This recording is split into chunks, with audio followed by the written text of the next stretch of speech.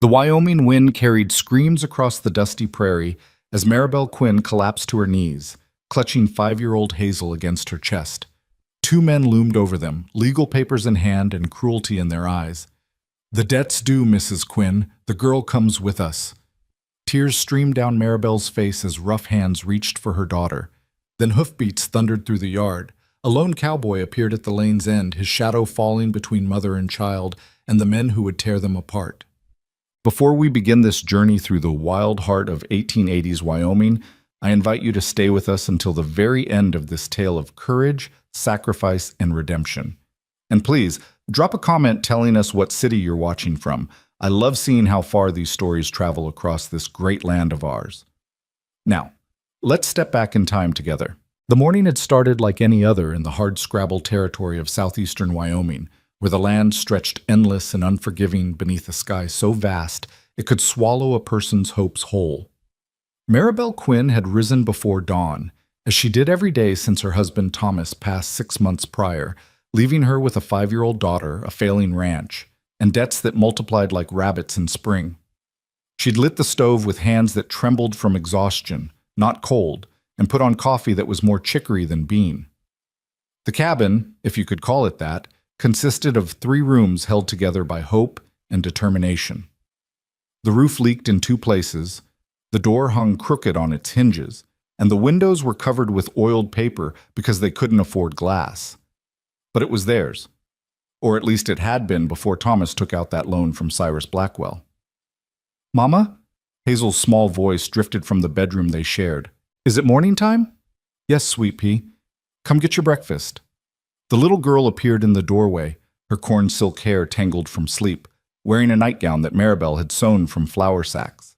Despite their poverty, despite everything they'd lost, Hazel still smiled like sunshine breaking through storm clouds.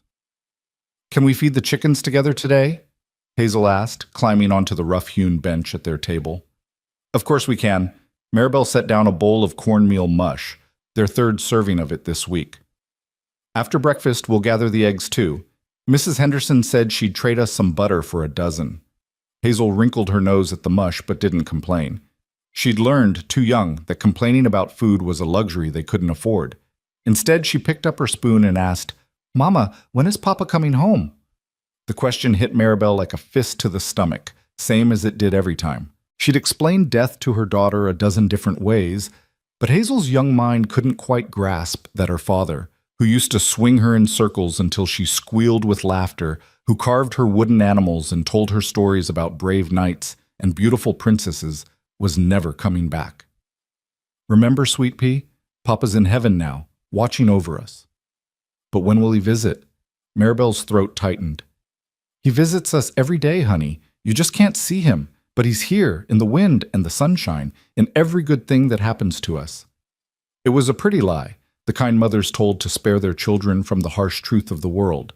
The real truth was uglier. Thomas Quinn had died trying to make enough money to pay back Cyrus Blackwell, working himself into an early grave in the silver mines up near South Pass City. He'd collapsed in a tunnel, they said, his heart giving out from the strain and the bad air. He was 31 years old. And the debt? The debt survived him just fine. After breakfast, Maribel and Hazel went outside to tend to what remained of their livestock, 3 chickens and an old milk cow named Bessie, who barely produced enough for their own needs, let alone to sell. The morning sun painted the prairie in shades of gold and amber, and for a moment, Maribel allowed herself to breathe, to simply exist in this moment with her daughter. "Mama, look!" Hazel pointed to the eastern horizon. "Someone's coming!" Maribel's heart seized in her chest. Visitors were rare out here, 15 miles from the nearest town of Bitter Creek, and in her experience, visitors usually brought trouble. She shaded her eyes against the sun and made out 2 figures in a wagon moving steadily toward their property. "Hazel, go inside." "But Mama—" "Now, sweet pea, please." Something in her mother's voice made Hazel obey without further question. The little girl scurried into the cabin, her bare feet kicking up dust. Maribel waited in the yard, her hands twisted in her apron as the wagon drew closer. When it finally pulled to a stop 20 feet from where she stood, Maribel recognized the 2 men immediately. Her stomach dropped like a stone into dark water. The first man, tall and lean, with a face like weathered leather, was named Coleman Briggs. He worked as an enforcer for Cyrus Blackwell, collecting debts and making sure people paid up, one way or another. The second man was younger, maybe 25, with cold eyes and a cruel smile that made Maribel's skin crawl. His name was Wade Jessup, and he'd earned a reputation in Bitter Creek for enjoying his work a little too much. "Mrs. Quinn," Coleman said, touching the brim of his hat in a mockery of politeness. "Lovely morning, isn't it? What do you want?" Maribel kept her voice steady, though her insides churned with fear. "Now, that's no way to greet visitors."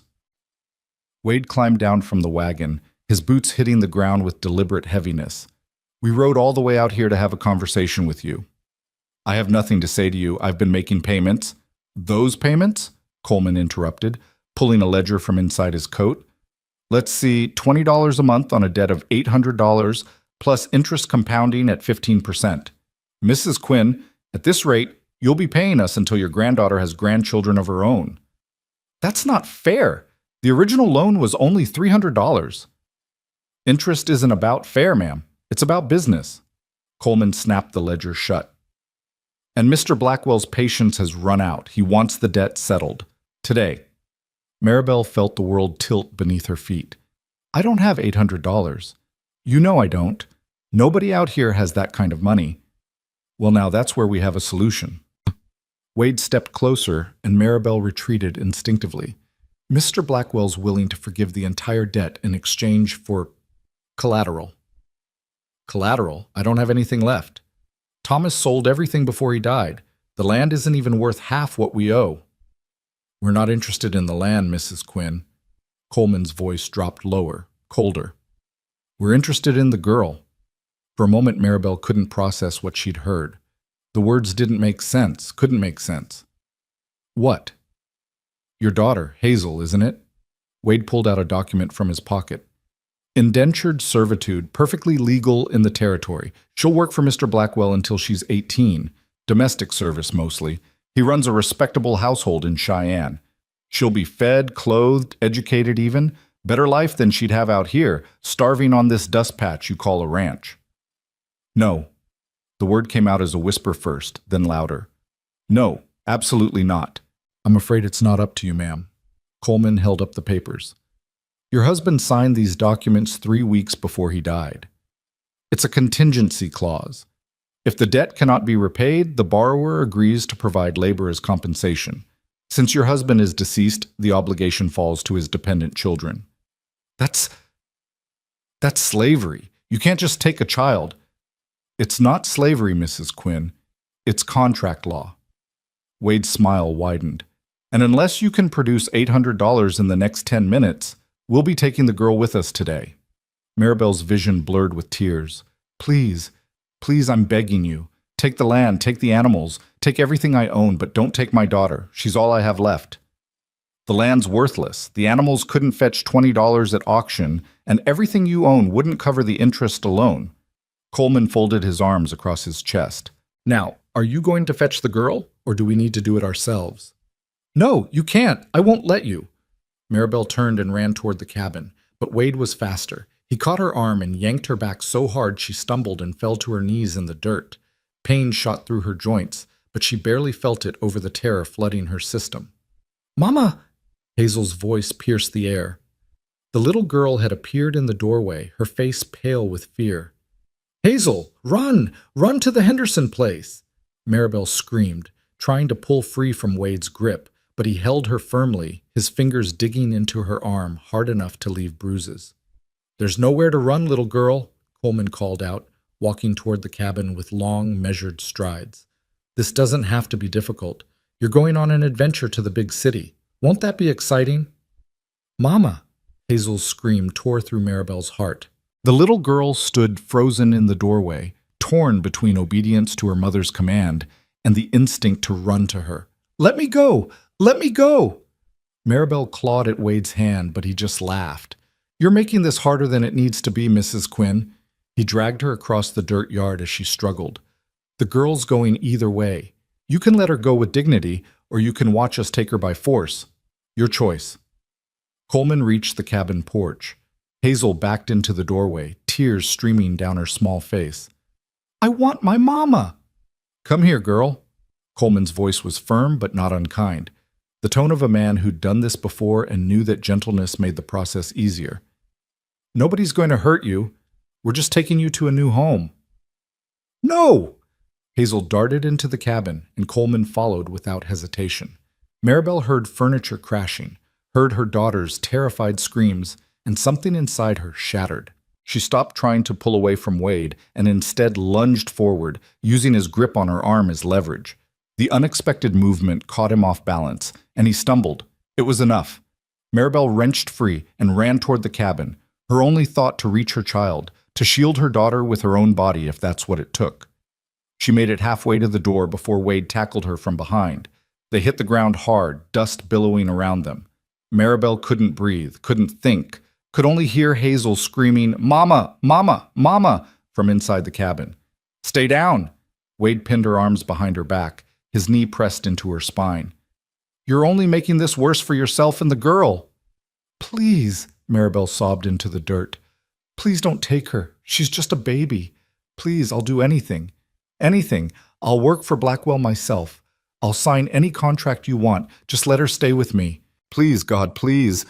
Coleman emerged from the cabin carrying Hazel, who kicked and screamed and fought with every ounce of strength in her small body. The sight broke something fundamental in Maribel. She heard a sound escape her own throat, a wail of pure anguish that seemed to come from somewhere deep and primal. "Mama, Mama, help me! I want to stay with you, Mama!" Hazel's small hands reached desperately toward her mother, fingers grasping at empty air. "Let me up," Maribel begged Wade. "Let me say goodbye to her at least. Please. You must have a mother somewhere. You must understand, please." Wade hesitated, then looked at Coleman, who gave a curt nod. "Let her up. Give them a minute. The girl will be easier to handle if she thinks she's going willingly." Wade released Maribel and hauled her to her feet. She stumbled toward Coleman, her whole body shaking, and he set Hazel down but kept a firm hand on the child's shoulder. Maribel dropped to her knees and pulled her daughter into her arms, holding her so tightly Hazel let out a small gasp. "Listen to me, sweet pea. Listen carefully. Mama loves you more than anything in this world, more than the sky and the stars and everything in between." "I don't want to go. I want to stay with you." Hazel buried her face in her mother's neck, her small body convulsing with sobs. "I know, baby. I know, but sometimes we have to do things we don't want to do." Maribel pulled back just enough to look into her daughter's tear-filled eyes. "I need you to be brave for me. Can you be brave?" "I don't want to be brave. I want to stay here." "Mrs. Quinn," Coleman's voice held a note of warning. "Time's up." "One more minute," Maribel pleaded, looking up at him. "One more minute with my daughter. I'm begging you." Coleman's jaw tightened, but he nodded. "1 minute. Then we're leaving." Maribel turned back to Hazel, smoothing her daughter's hair with trembling hands. "Remember the stories Papa used to tell you about the princess who was taken far away but never forgot her home?" Hazel nodded, hiccuping through her tears. "That's going to be you, sweet pea. You're going to be so brave, and no matter where you go or how far away you are, I'll always love you. And one day," her voice broke, but she forced herself to continue, "one day I'll find a way to bring you home. I promise. Do you believe me?" Yes, Mama. Good girl. Such a good, brave girl." Maribel kissed her daughter's forehead, her cheeks, her small hands, trying to memorize every detail of this child she'd carried and birthed and loved more than her own life. "Remember, Papa's watching over you from heaven, and I'm here thinking about you every single second of every single day." "Mrs. Quinn." Coleman's hand closed around Hazel's shoulder again. "It's time." "No, wait!" But Coleman was already lifting Hazel, and the little girl's screams started again, even louder than before. "Mama! No! I want my mama!" Maribel lunged forward, but Wade caught her and held her back. She fought against him with everything she had, screaming her daughter's name, reaching for her, trying desperately to get to her child. Coleman carried Hazel to the wagon and set her in the back, where he quickly secured her with a rope, not tight enough to hurt, but enough to keep her from jumping out. The little girl's screams pierced the morning air, raw and desperate. "No, please, God, no!" Maribel collapsed against Wade, all her strength gone. "Please don't take her. Take me instead. Take me!" Wade released her, and she fell to her hands and knees in the dirt, watching through tear-blurred vision as Coleman climbed onto the wagon seat. Wade joined him, taking up the reins. "Mama! Mama! Don't let them take me!" Hazel's voice was already growing hoarse from screaming. Maribel tried to stand to run after the wagon, but her legs wouldn't hold her. She crawled forward instead, dirt embedding in her palms and knees. "Hazel, baby, Mama loves you. Remember, I love you." The wagon started moving, wheels crunching over the hard-packed earth of the yard. Hazel's small face appeared over the back edge, streaked with tears and dirt, her mouth open in another scream that seemed to tear the very sky apart. "Come back, please come back, don't take my baby." Maribel's voice cracked and broke, but she kept screaming. "Hazel! Hazel!" The wagon picked up speed, heading down the long lane that led to the main road. Maribel got to her feet somehow and ran after it, her nightdress tangling around her legs, her bare feet pounding against the ground. But the horses were fresh and strong, and she was exhausted and weak from months of grief and hunger. The distance between them grew, 20 feet, 30 feet, 50 feet. "Hazel!" She could still see her daughter's small form in the back of the wagon, could still hear her screams, though they were growing fainter now with distance. "Please, please, God, please!" Maribel's legs gave out again, and she fell hard, her hands scraping against rocks and sagebrush. "Don't take my child! Don't take her! Hazel!" The wagon was 100 yards away now, maybe more, kicking up a cloud of dust in its wake. Maribel pushed herself up one more time, took 3 more staggering steps, and fell again. This time she didn't try to get up. She just lay there in the dirt, sobbing so hard she couldn't breathe, watching the wagon carry away the only thing in this world she loved. "Hazel," she whispered, the word barely audible. "My baby. My sweet baby." The wagon reached the end of the lane and turned onto the main road. In seconds it would be out of sight, disappearing over the low rise that marked her property line. Hazel would be gone. Really, truly gone. Maribel closed her eyes, unable to watch, and prayed for death to take her too. What was the point of living in a world without her daughter? What was the point of anything? Then she heard it. Hoofbeats. Not the slow, steady clip-clop of draft horses pulling a wagon, but the rapid thunder of a single horse moving fast, very fast. Maribel's eyes flew open. She pushed herself up on her elbows, squinting through tear-swollen eyes and settling dust, trying to see. A rider appeared at the end of her lane, coming from the opposite direction of the wagon. He sat tall in the saddle, his hat pulled low against the sun, and he was riding hard, heading straight for the wagon that carried Hazel. "Help!" Maribel tried to call out, but her voice was gone, destroyed by screaming. She tried again, forcing the word past her raw throat. "Help! They took my daughter!" The rider couldn't have heard her from that distance, but something made him spur his horse even faster. He was going to intercept the wagon. She could see the trajectory now, see that if he maintained his speed and they maintained theirs, he'd reach them right about where they'd turned onto the road. Maribel staggered to her feet, her entire body shaking. She started walking, then limping, then running as best she could with bloody feet and exhausted legs. She had to get there, had to reach Hazel, had to. The rider reached the wagon just as Coleman noticed him and pulled back on the reins. The wagon lurched to a stop, and the rider positioned his horse directly across the road, blocking their path. Even from a distance, Maribel could see Coleman's mouth moving, could imagine the angry words, the commands to move aside. The rider didn't move. He just sat there on his horse, as immovable as the mountains themselves. Wade stood up in the wagon seat, and Maribel's heart seized. She'd seen him wear a gun, knew he wouldn't hesitate to use it if he felt threatened.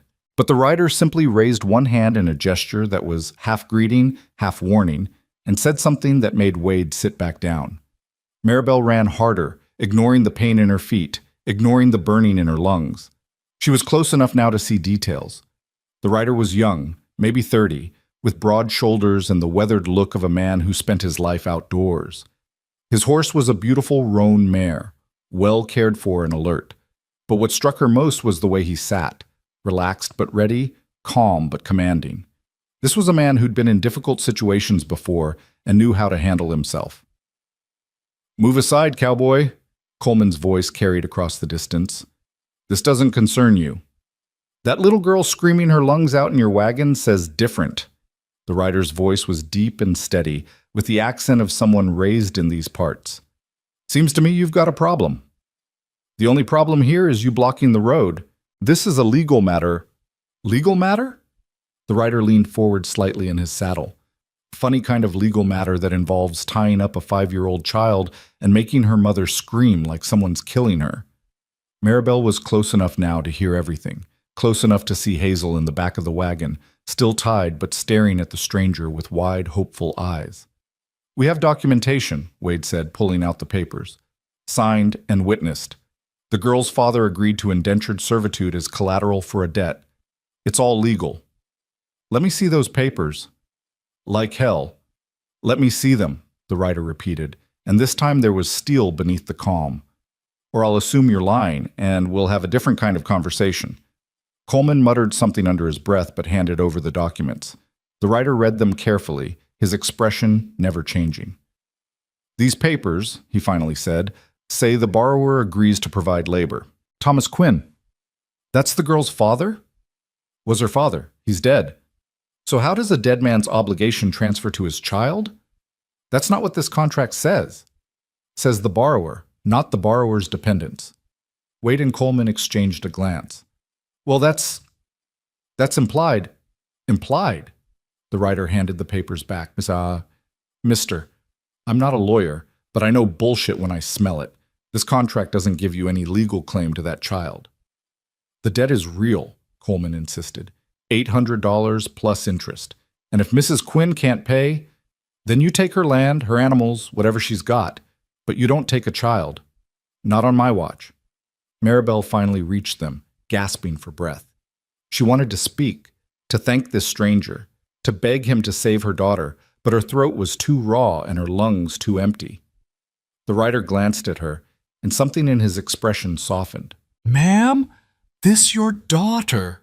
She nodded frantically, tears streaming down her face again. What's your name, ma'am? Maribel, she managed to croak. Maribel Quinn. Mrs. Quinn, do you owe these men money? Yes. My husband, he took a loan before he died. $300. But they say with interest it's $800 now, and I can't pay. I don't have that much, but they can't take Hazel. They can't. All right, ma'am. Just breathe. He looked back at Coleman and Wade. Here's what's going to happen.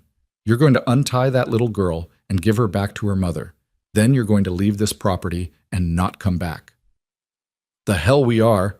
Wade's hand moved toward his belt, where his pistol rested in its holster. In a movement so fast Maribel almost missed it, the rider pulled his own gun, a well-worn Colt .45 that looked like it had seen plenty of use. He didn't point it at anyone, just held it casually across his saddle horn, but the message was clear. I wouldn't, he said quietly. I really wouldn't. Wade's hand froze, then slowly moved away from his weapon. Now, I'll ask you one more time, nice and polite. Untie the girl. We have legal rights, Coleman protested, but his voice had lost its certainty. Take it up with Sheriff Hollister in town. Tell him what you tried to do here today. See how legal he thinks it is. The rider's eyes narrowed. Or better yet, take it up with Judge Morrison. He's got a granddaughter about that age.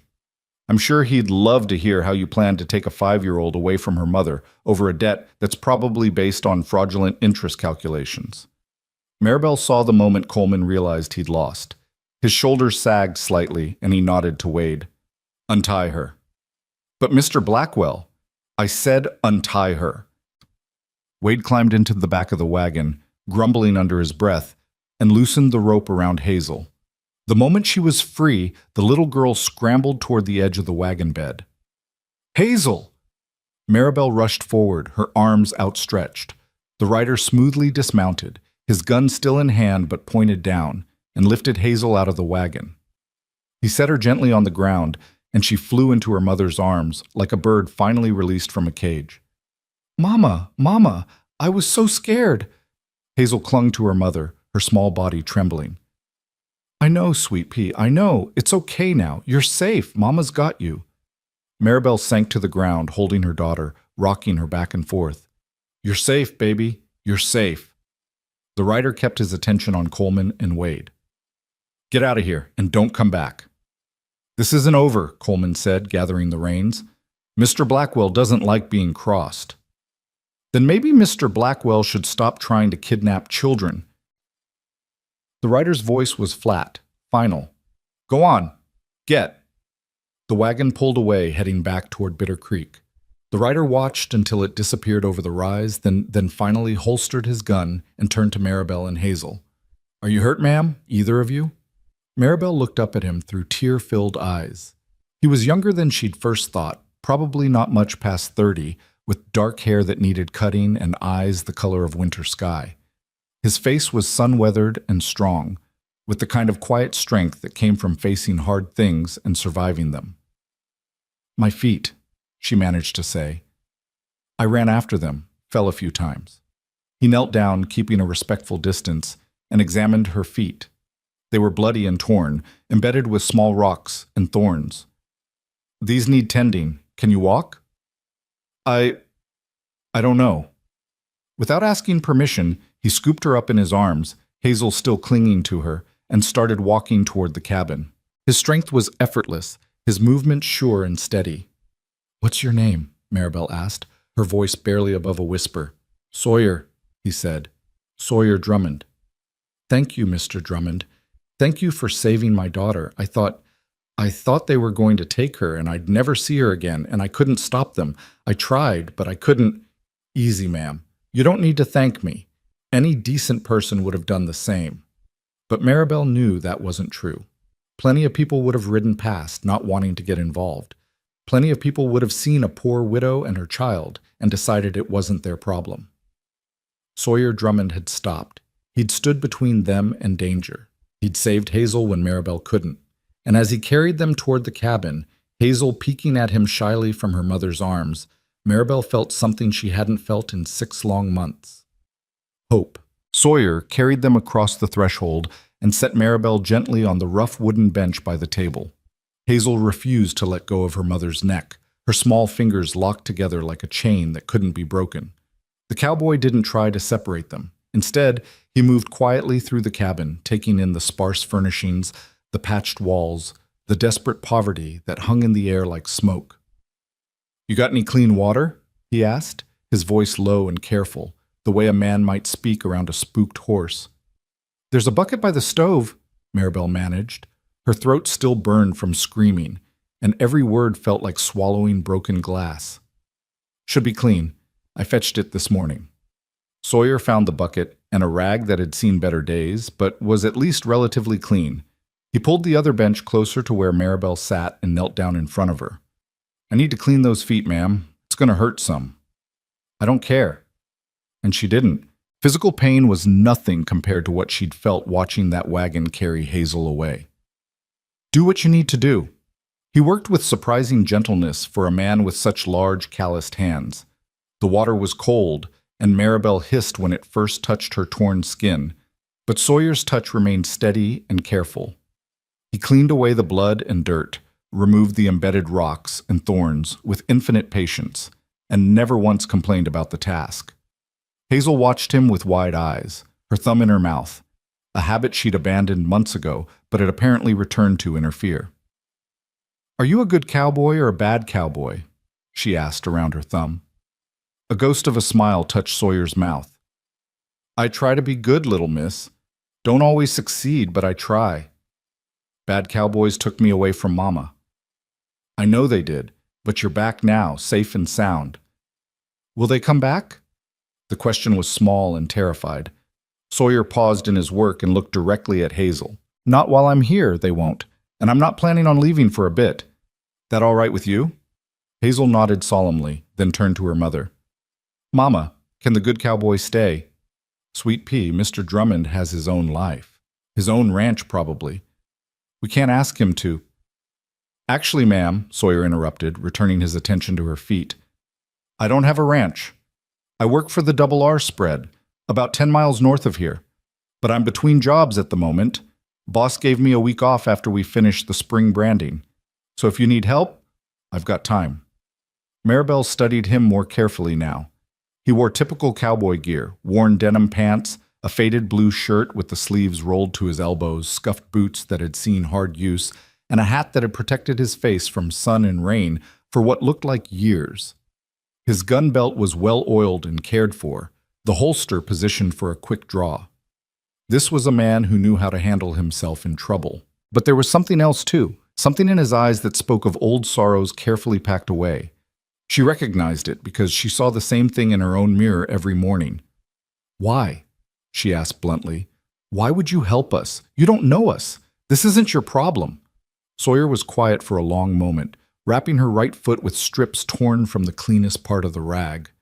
When he finally spoke, his voice was rough with something that might have been old pain. "Had a little sister once. Sarah. She'd be about your daughter's age now if she'd lived. Fever took her when she was 3. Took my whole family, actually, Ma, Pa, and Sarah, all in the same week." "I'm so sorry," Maribel whispered. "Was a long time ago, 10 years now." He started on her left foot. "But I remember how my ma fought that fever, stayed up for days trying to save them. Remember how she begged God and the doctor and anyone who'd listen to save her babies. And I remember being 16 years old and helpless, unable to do a damn thing but watch them die." He tied off the bandage and sat back on his heels. "So when I see a woman fighting for her child, doing everything she can against people bigger and stronger and meaner than her, I figure I can help. I figure maybe that's why I rode down this particular road on this particular morning. Maybe my sister's watching from heaven and sent me here. Or maybe it's just chance. Either way, I'm here, and I'm not leaving until I know you and your daughter are safe." Hazel had been listening intently. She removed her thumb from her mouth and asked, "Is your sister an angel now?" "I expect she is, little miss. My papa's an angel too. Mama says he watches over us." "Then I imagine he's mighty relieved I came along when I did." Sawyer stood and carried the bucket outside to empty it. Through the open door, Maribel could see him examining the property, the sagging fence, the lean-to that served as a barn, the chicken coop that listed dangerously to one side. When he came back in, his expression was carefully neutral. "Ma'am, I don't mean to be rude, but are those 3 chickens and that old cow all the livestock you've got?" Maribel felt her cheeks burn with shame. "We had more. 12 chickens, 3 cows, 2 pigs, and a decent horse. Thomas sold most of them to make payments on the loan. Then after he died, I had to sell the rest just to buy food. Kept Bessie because we need the milk, and the chickens because they give us eggs to trade." "What about crops? You got any fields planted?" "Thomas plowed 2 acres before he went to the mines. I tried to plant it myself, but I didn't know what I was doing, and the seeds didn't take. Lost the whole crop." Her voice cracked. "I'm not a rancher, Mr. Drummond. I'm just a woman trying to keep my daughter alive, and I'm failing at even that." "You're not failing." The conviction in his voice made her look up. "You're surviving against odds that would have broken most people. That takes strength, Mrs. Quinn. Real strength." "Strength?" A bitter laugh escaped her. "I couldn't even stop 2 men from taking my daughter.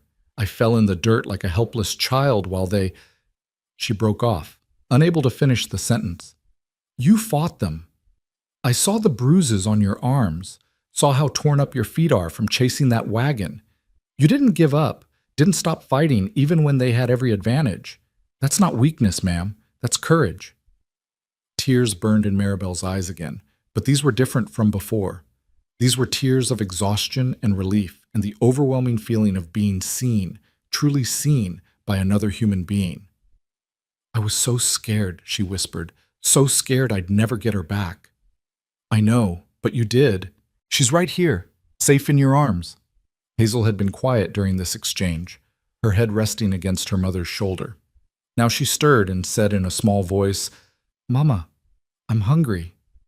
The simple statement drove home the reality of their situation. Maribel looked at the stove, at the pot of cornmeal mush that had gone cold hours ago. "I'll warm up breakfast, sweet pea." "Let me." Sawyer was already moving toward the stove. "You rest those feet. Where's your firewood?" "There's not much left. I've been using buffalo chips mostly." "I'll chop some fresh after we eat. You got any food besides cornmeal?" The shame was back, hot and heavy in Maribel's chest. "Some beans. A little salt pork, but I was saving that for Sunday dinner. And there's eggs from this morning. Beans and eggs sound good. I'll make enough for all of us. He set about building up the fire, moving with the easy efficiency of a man accustomed to taking care of himself. When's the last time you had a proper meal, ma'am? Maribel couldn't remember. Days? Weeks? She'd been giving most of her portions to Hazel, eating just enough to keep herself functioning. I eat fine. That's not what I asked. Sawyer glanced at her, and she saw he wasn't fooled for a second. You're thin as a rail, ma'am. Can't take care of your daughter if you don't take care of yourself. I do what I have to do. I know you do, but today you're going to sit there and let someone take care of you for a change. Can you do that? There was something in his tone, not pity exactly, but compassion mixed with a firmness that said arguing would be pointless. Maribel found herself nodding, too exhausted to protest. While Sawyer cooked, Hazel gradually relaxed her death grip on her mother's neck. She watched the cowboy with the intensity of a child trying to decide if this new person could be trusted. What's your horse's name? She finally asked. Rosie, Sawyer replied, stirring the beans. She's a good girl. Been with me for 5 years now. Can I pet her? After breakfast, if your mama says it's all right. She's gentle as a kitten, won't hurt you. Mama, can I? Maribel brushed Hazel's tangled hair back from her face. We'll see, Sweet Pea. Mr. Drummond might need to head home after he eats. I told you, ma'am. I'm not leaving just yet. He cracked 3 eggs into a pan. Those men know where you live, know you're here alone with a child. They might decide to come back with more help, or they might send word to this Blackwell fellow, and he might come himself. Either way, I figure you could use someone around for a few days, at least until we can get the sheriff out here. The sheriff? Maribel's stomach tightened. Mr. Drummond, I can't involve the law. If they investigate the debt, if they look at the loan papers, they might decide Coleman and Wade were right. They might take Hazel legally this time, and I won't be able to stop them. Ma'am, you don't understand. The law hasn't been kind to people like me, poor people who can't afford lawyers or court fees. The judge in Bitter Creek, he's friends with Cyrus Blackwell. Everyone knows it. If this goes to court, I'll lose. I'll lose everything. Sawyer was quiet, dishing up plates of beans and eggs. He set one in front of Hazel, another in front of Maribel, and kept the third for himself. Eat first. We'll figure out the rest after. The food smelled better than anything Maribel had eaten in months. She picked up a fork with trembling hands and took a bite. The beans were perfectly seasoned. He'd found her meager supply of salt and pepper and used them sparingly but well. The eggs were cooked through but still tender. It was simple fare, but to her starving body, it tasted like a feast. Hazel ate with the single-minded focus of a hungry child, scooping food into her mouth so fast Maribel had to remind her to chew. Slow down, Sweet Pea. It's not going anywhere. But it's so good, Mama. Sawyer smiled at that, a real smile that transformed his serious face into something almost boyish. Glad you like it, little miss. There's more if you want it. They ate in silence for a while. The only sounds, the scrape of forks on tin plates and the crackle of the fire. Maribel found herself studying Sawyer when he wasn't looking. He was probably 30 or 31, not much older than her own 27 years. His hands were scarred from hard work, his face lined by sun and wind, but there was something fundamentally decent in his bearing. He reminded her a little of Thomas in the early days, before the debt and the fear had worn him down to nothing. Mr. Drummond, she said finally, I can't pay you. For the food, for your help, for any of it. I have nothing.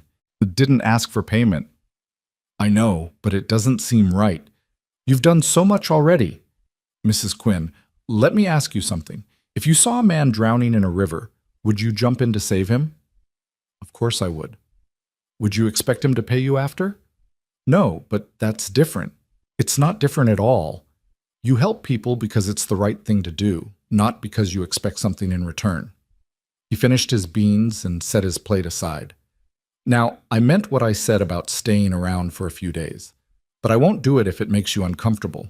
If you want me to leave after I chop that firewood, just say the word. Maribel looked at Hazel, who had finished her breakfast and was watching Sawyer with open curiosity. She thought about the terror she'd felt this morning, the absolute helplessness. She thought about Coleman and Wade coming back, maybe with more men, maybe with legal papers that were actually enforceable this time. And she thought about this quiet cowboy who'd stepped between her daughter and danger without hesitation. "Stay," she heard herself say. "Please. At least for tonight. I don't think I can face another night alone, wondering if they'll come back." Something shifted in Sawyer's expression, a softening around his eyes. "All right then. I'll bed down in the lean-to with Rosie, if that's acceptable." "You can't sleep in there. It's falling apart and full of spiders. I've slept in worse places, ma'am. Besides, I'll be close enough to hear if there's any trouble." He stood and collected the plates. "Now, let me get started on that firewood. You rest those feet." But Maribel couldn't rest. As soon as Sawyer went outside, she found herself pacing, or trying to, though her bandaged feet made it difficult. Hazel followed her, staying close, her earlier terror still evident in the way she jumped at every sound. Through the window, Maribel watched Sawyer work. He found the old axe leaning against the cabin wall, Thomas's axe, with its blade dulled from disuse, and spent several minutes sharpening it on a whetstone he produced from his saddlebag. Then he set about chopping wood with steady, powerful strokes that spoke of years of practice. The pile grew quickly, far more wood than Maribel could have chopped in a week of trying. Her husband had handled all the heavy work, and after his death, she'd struggled with tasks that required strength she simply didn't have. She'd learned to make do with less heat, less hot water, less of everything, rather than admit she couldn't manage. But watching Sawyer work, she realized how much she'd been drowning, how close she'd come to going under completely. "Mama?" Hazel tugged on her skirt. "Can I go see Rosie now?" Maribel hesitated, then nodded. "All right, but stay where I can see you." They went outside together, Maribel leaning on her daughter for balance. Sawyer had tied Rosie to the fence post, and the horse stood patiently, her ears flicking at flies. She was a beautiful animal, well-muscled and healthy, with a coat that gleamed even through the dust of travel. "Hello, girl," Hazel said shyly, reaching out one small hand. Rosie lowered her head and snuffled gently at the child's palm, making Hazel giggle. "She tickles." "She likes you," Sawyer called from where he was stacking wood. "Not all horses take to children so quick." "She's so pretty." Hazel stroked Rosie's nose with reverent care. "Mama, can we have a horse like this someday?" "Maybe, sweet pea, someday." But even as she said it, Maribel knew it was another pretty lie. There would be no someday, not for people like them. They'd be lucky to keep the 3 chickens and old Bessie. A horse like Rosie was as far out of reach as the moon. Sawyer must have heard the defeat in her voice because he paused his work and looked at her. "Mrs. Quinn, we need to talk about your situation. Really talk about it." "I know." She did know. Avoiding the problem wouldn't make it go away. "Let me get Hazel settled inside first." "No, Mama." Hazel's grip on her skirt tightened. "I want to stay with you." "I'm not going anywhere, sweet pea. I'll be right here on the porch, where you can see me. But you need to go inside and play with your dolls for a bit while the grown-ups talk." "But, Hazel," Maribel crouched down, ignoring the pain in her feet. "I need you to be brave again. Can you do that for me?" The little girl's lip trembled, but she nodded. "I'll be brave." "That's my good girl. Now go on. We won't be long." Hazel trudged into the cabin, looking back every few steps to make sure her mother was still there. Only when she was inside, visible through the open door playing with the cornhusk doll Thomas had made her, did Maribel allow herself to turn to Sawyer. He'd stopped chopping and was leaning on the axe, watching her with those calm, assessing eyes. "How much do you really owe, Mrs. Quinn?" "I told you, $800 according to Coleman and Wade, but the original loan was only $300. Thomas borrowed it to buy seed and equipment, thinking he could make the ranch profitable. Instead," she gestured at the failing property around them. "Instead, nothing grew, the cattle got sick, and everything fell apart. He tried to make payments, but Blackwell kept adding interest and fees. Thomas said it was like trying to dig out of a hole while someone kept shoveling dirt back in. So he went to the mines. Yes, he thought if he could just make enough to pay off the loan, we could start over. But the work killed him." Her voice went flat, emotionless. "Doctor said his heart gave out from the strain, but I think it was hope that killed him. Hope running out, leaving nothing behind but tired. Sawyer was quiet for a moment. You have any proof of the original loan amount? Any papers? Thomas kept everything in a tin box under the bed. I haven't looked at it since he died. Couldn't bring myself to. Mind if I look now? She shook her head and led him inside. The tin box was exactly where it had always been, shoved into the far corner under the bed frame. She pulled it out, her hands trembling, and set it on the table. Inside were papers, neatly folded and organized because Thomas had always been particular about such things. Loan documents, receipts, letters. Sawyer spread them out and began reading with careful attention. Maribel watched his face as he worked through the papers. She saw his jaw tighten, saw a muscle jump in his cheek. "What?" she asked. "What is it?" "This loan," he held up the original document. "It was for $300, you're right about that. But the interest rate listed here is 5% annually, not 15. And look at this receipt. This payment your husband made 4 months ago? It was for $50, but the loan balance only decreased by 20. Where'd the other 30 go? Fees, they said. Administrative fees and penalties for late payment." "Late payment?" Sawyer's voice rose slightly.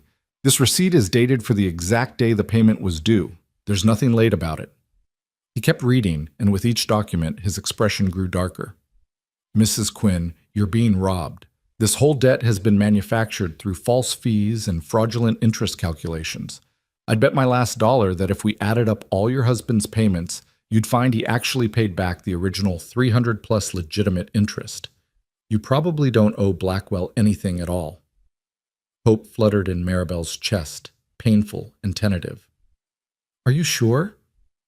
"I'm not a lawyer, but I've been around cattle deals and land contracts enough to know fraud when I see it.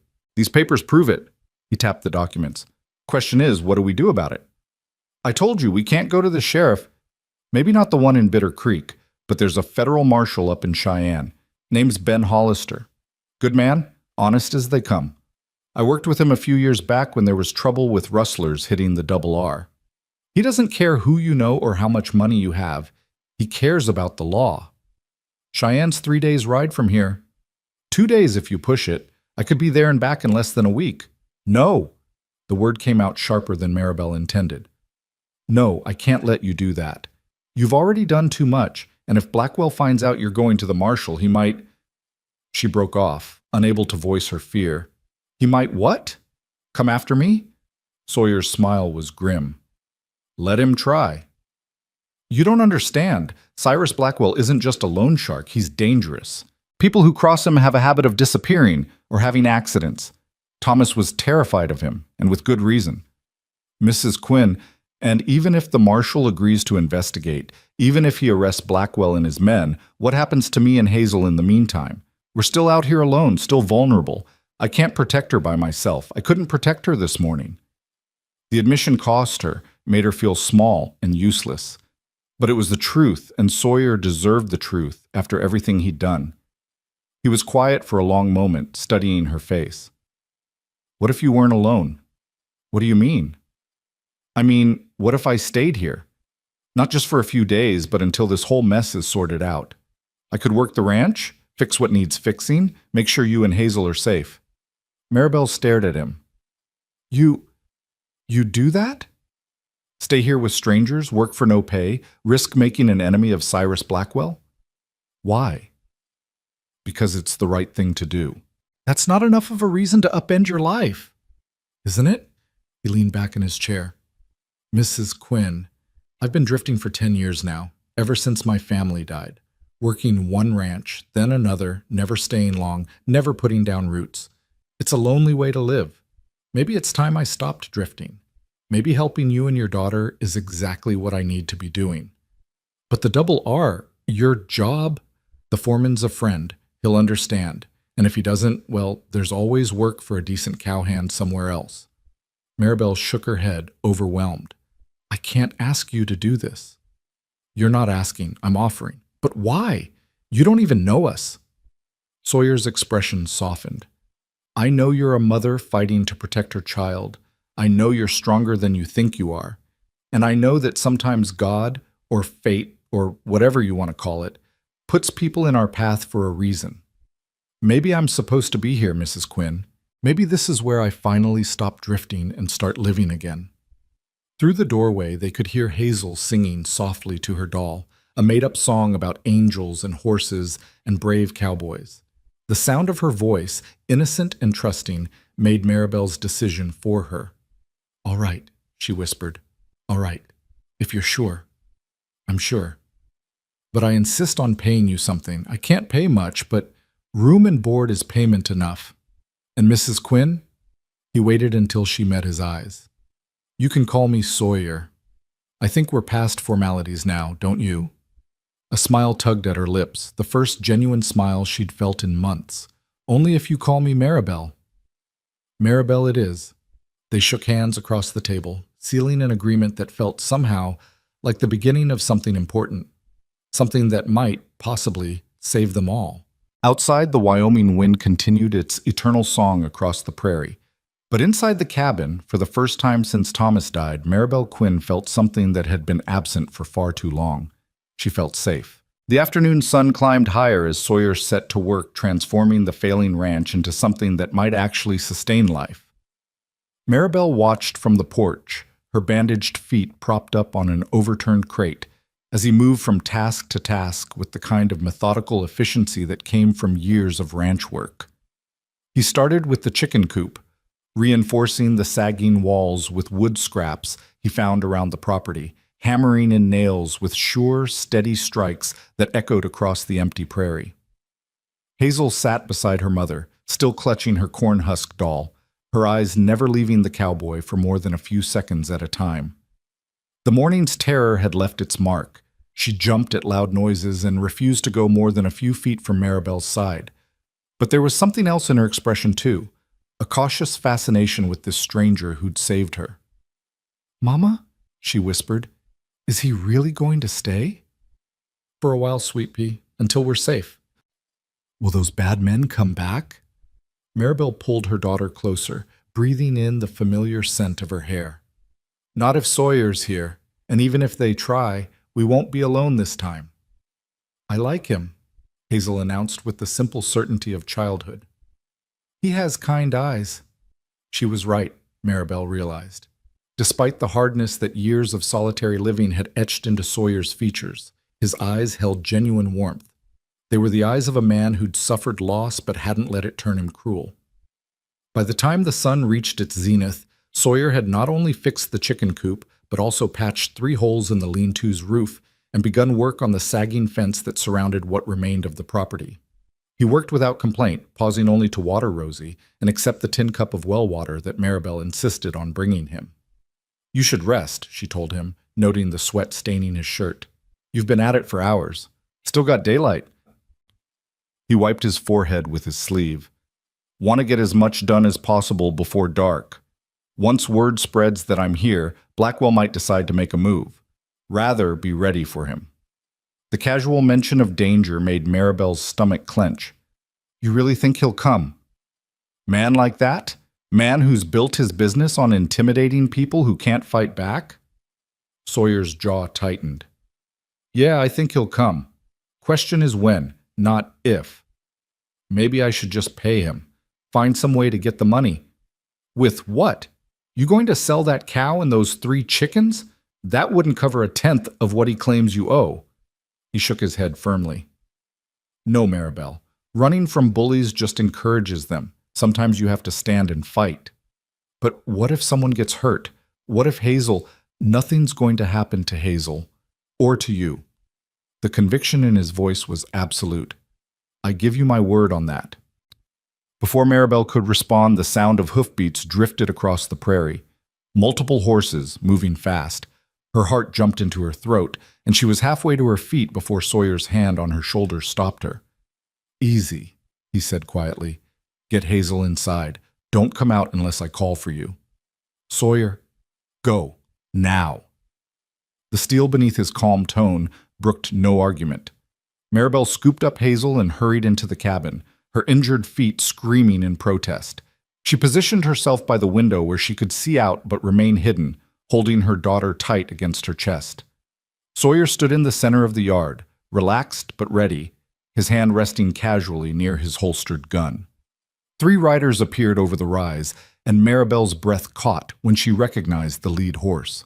It was Sheriff Elias Tucker from Bitter Creek, a heavy-set man in his 50s with a badge pinned to his vest and a reputation for looking the other way when Cyrus Blackwell's name came up. Behind him rode two deputies, both young and eager-looking, the kind of men who enjoyed having authority over others. Tucker reined in his horse about 15 feet from Sawyer, his eyes sweeping the property with undisguised disdain. "You Drummond." "I am, and you're Sheriff Tucker, unless I miss my guess.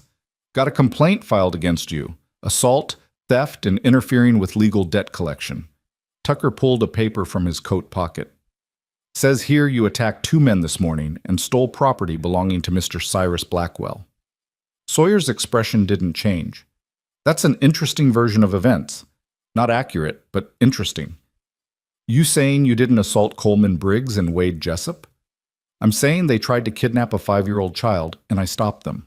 There's a difference." "Kidnap?" Tucker snorted. "They had legal papers. They had fraudulent papers claiming a dead man's debt could be transferred to his minor child. That's not legal anywhere in this territory, and you know it." Tucker's eyes narrowed. "You a lawyer, Drummond?" "Don't need to be a lawyer to know right from wrong, Sheriff. And what those men tried to do this morning was wrong." "That's not for you to decide. Mrs. Quinn has debts that need settling." "Mrs. Quinn has been robbed," Sawyer interrupted, his voice hardening. "I've seen the loan papers.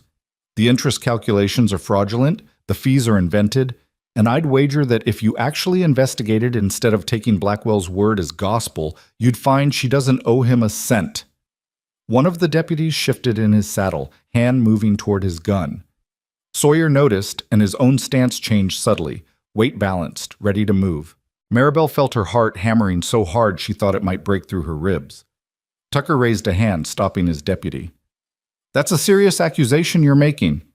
"It's the truth. And if you're the kind of lawman who cares about truth, you'll take a look at those papers yourself instead of just doing Blackwell's dirty work for him."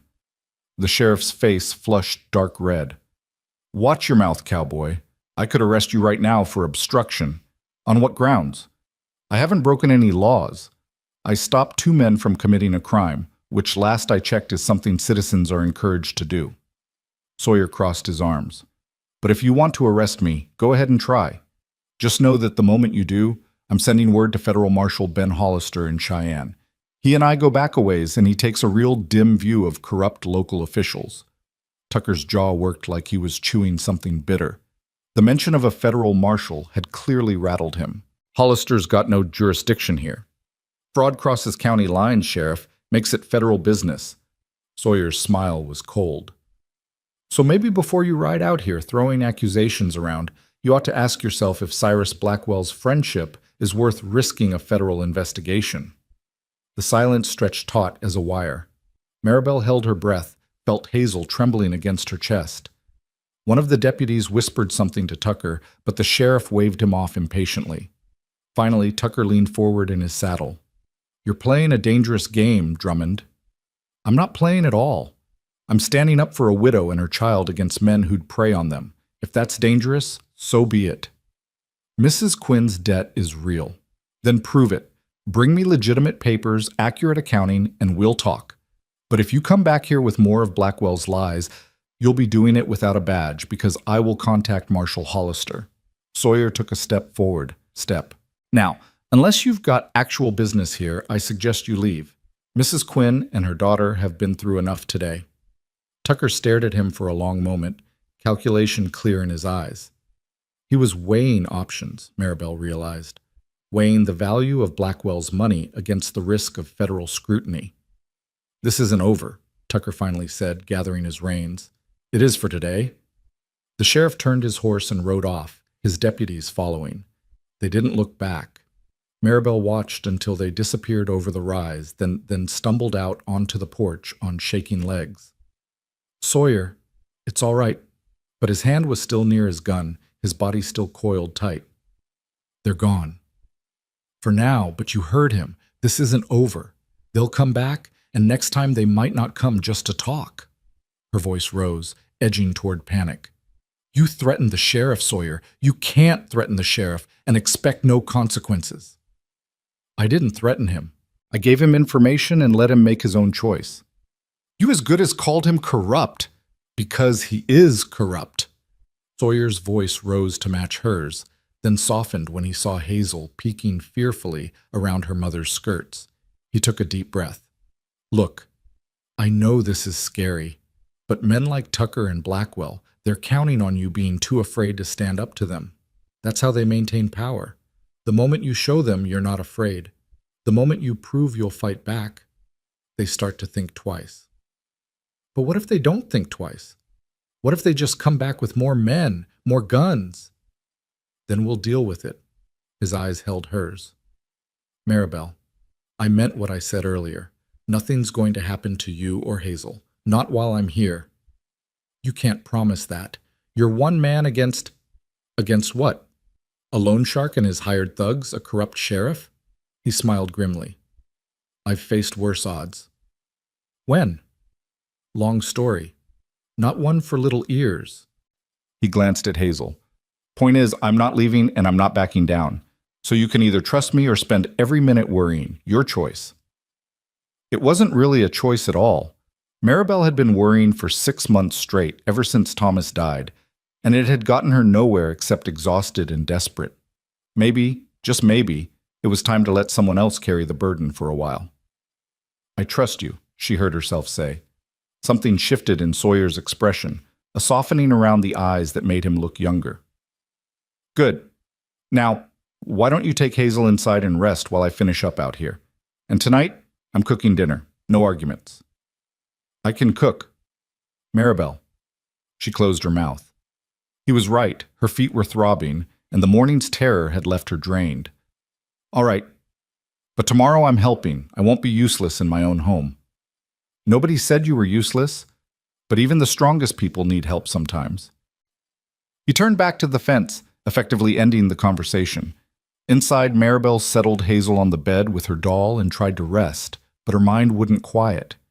Every creak of the cabin, every distant sound sent her heart racing. She kept seeing Coleman's hands reaching for Hazel, kept hearing her daughter's screams, kept reliving those awful moments when she'd thought she'd lost everything that mattered. Mama? Hazel's small voice broke through her spiraling thoughts. Are you sad? No, sweet Pete. Just tired. I'm tired too. Hazel crawled over and curled up against her mother's side. Can we take a nap?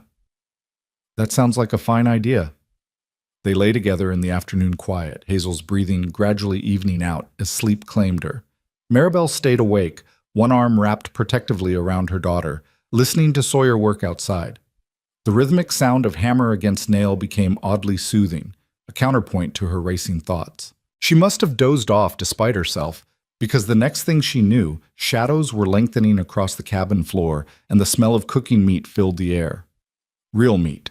Not the thin salt pork she'd been rationing, but something rich and savory that made her stomach clench with sudden, desperate hunger. Hazel stirred beside her. Mama, something smells good. They emerged from the cabin to find Sawyer tending a fire he'd built in the yard, cooking what looked like rabbit on a makeshift spit. Beside him sat 2 freshly cleaned rabbits waiting their turn. You hunted, Maribel said, stating the obvious. Saw some cottontails out by the creek while I was working. Figured fresh meat would do you both good. He rotated the spit. This one's almost ready. The others we can save for tomorrow. I can't remember the last time we had rabbit. Hazel drifted closer, drawn by the smell.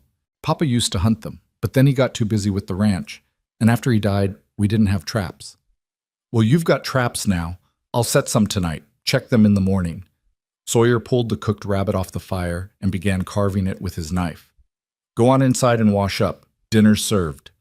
They ate at the rough table, the rabbit divided 3 ways, supplemented by the last of the cornmeal mush. The meat was perfectly cooked, tender and flavorful, and Maribel had to force herself to eat slowly when every instinct screamed at her to gulp it down before it disappeared. Hazel had no such restraint. She gnawed on her portion with single-minded intensity, grease shining on her chin, her eyes bright with pleasure. This is the best thing I ever ate! Better than your mama's cooking? Sawyer asked with a smile. Mama's cooking is good too, Hazel said loyally, but we haven't had meat in so long, And this is so yummy. Maribel felt tears prick her eyes. Her daughter shouldn't have to treat a simple rabbit dinner like a feast. Children should have enough to eat, should have meat and vegetables and bread, should never know the gnawing emptiness of constant hunger. Thank you, she whispered to Sawyer, for all of this. Just doing what needs doing. But his voice was gentle. Tomorrow I'll ride into town, pick up some supplies. Flour, beans, maybe some sugar if the store's got it. I told you I can't pay. I've got money saved. Been working for 5 years without much to spend it on. Might as well put it to good use. Sawyer, I can't let you... Maribel. He set down his knife and looked at her directly. You can, and you will. This isn't charity. This is what people do. They help each other. When you're back on your feet, you can pay me back if you want, or you can help someone else who needs it. That's how it works. She wanted to argue, wanted to maintain some shred of pride, but the truth was her daughter needed food, and she had no way to provide it. Sometimes survival meant swallowing your pride. All right, she said quietly, but I will pay you back, somehow. Fair enough. He returned his attention to his food. Now eat up before it gets cold. After dinner, Sawyer insisted on cleaning up while Maribel put Hazel to bed. The little girl fought sleep, her eyes drooping shut, then snapping open again, as if afraid that closing them might make everything disappear. The good cowboy, the full belly, the feeling of safety. Shh, Maribel soothed, stroking her daughter's hair. I'm right here, sweet pea. Nothing's going to hurt you. Promise? I promise. And Sawyer will stay? For now, yes. Forever? Maribel's throat tightened. I don't know about forever, honey, but for as long as we need him. Hazel's eyes finally closed, her breathing deepening into sleep. Maribel stayed beside her for a long while, watching the rise and fall of her small chest, thanking God or fate or whatever force had sent Sawyer Drummond down their road at exactly the right moment. When she finally emerged from the cabin, full darkness had fallen. Sawyer had built up the fire and was sitting beside it, whittling a piece of wood with his knife. The firelight played across his features, casting his face in warm shadows. She asleep? He asked without looking up. Finally, I think the excitement caught up with her. Maribel lowered herself carefully onto a log he'd dragged over to serve as a bench, grateful to be off her feet. What are you making? Horse. He held up the partially carved figure. Figured Hazel might like it. Give her something to play with besides that corn-husk doll. The gesture touched her more than it should have. That's very kind of you. Had a lot of practice. Used to carve things for my sister Sarah, back before... He trailed off, his knife stilling. Before the fever, Maribel finished softly. Yeah, before that. He resumed carving. Sarah loved horses. Begged Pa every day to let her ride, even though she was barely big enough to reach the stirrup. Pa always said when she turned 4, he'd teach her proper, but she died 2 months before her 4th birthday. I'm sorry. Long time ago, like I said, but I still remember her face when I'd give her a new carving, lit up like sunrise. His smile was sad. Hazel reminds me of her. That same hopeful look, like the world hasn't beaten it out of her yet. I'm trying to make sure it doesn't, but some days, Maribel's voice cracked. Some days, I don't know if I'm strong enough. You're stronger than you know. You survived Thomas's death, survived these months alone, survived this morning. That takes real strength, Maribel. It doesn't feel like strength. It feels like barely hanging on. Sometimes that's what strength looks like. Not some grand gesture, but just getting through one more day, one more hour, one more minute. He set down the carving and met her eyes across the fire. You've been doing that for months now, all by yourself. That's nothing to be ashamed of. The firelight caught the silver in his hair at the temples, made his eyes seem darker. He was younger than she'd first thought, probably not even 35. But life had marked him the way it marked everyone who lived out here on the edge of civilization, with lines and scars and a weathered toughness that came from facing hardship head on. Can I ask you something? She said. Anything? Why did you really stop this morning? And don't tell me it's just because Hazel reminds you of your sister. There's more to it than that. Sawyer was quiet for a long moment, his eyes fixed on the fire. When he finally spoke, his voice was low. After my family died, I was lost, angry, spent years drifting, working one ranch after another, never staying anywhere long because I didn't want to care about anyone or anything, didn't want to risk losing people again. That sounds lonely. It was. Is. He picked up a stick and poked at the fire, sending sparks spiraling into the night sky. But a few months back, I was working a drive up near the Montana border. We came across a homestead that had been burned out, Sioux raiders, or maybe just thieves, we never knew for sure. The family was gone, probably taken or killed, but their dog was still there. Half-starved, wounded, but still guarding the property like his people might come back any minute. What did you do? Nothing. Boss said we didn't have time to deal with a wounded animal, told us to shoot it and move on. And I almost did. Had my rifle raised, finger on the trigger. But then that dog looked at me and I saw... He paused. I saw myself. Saw what I'd become, empty and mean and alone, just waiting for someone to put me out of my misery. Did you shoot it? No, nursed it back to health instead, took it with me when the drive ended, named him Lucky. A small smile crossed his face. He's at the Double R right now, probably driving the foreman crazy. Point is, that dog reminded me that there's more to life than just surviving. That sometimes you have to fight, not just for yourself, but for someone who can't fight for themselves. He looked at her then, and in his eyes she saw understanding, connection, a shared knowledge of what it meant to lose everything and still keep breathing. So when I heard your daughter screaming this morning, he continued, when I saw those men trying to take her while you fought with everything you had, I couldn't just ride past. Wouldn't have been able to live with myself if I had. Maribel's throat was tight with emotion. You saved her. You saved us both. Maybe, or maybe you saved me. He returned his attention to the wooden horse, his knife moving in smooth, practiced strokes. Maybe we saved each other. They sat in comfortable silence after that, listening to the fire crackle and the night sounds of the prairie, the distant howl of a coyote, the rustle of wind through sagebrush, the endless song of crickets. Above them, stars wheeled across a sky so vast and clear it seemed impossible that anything bad could exist in the world. But bad things did exist.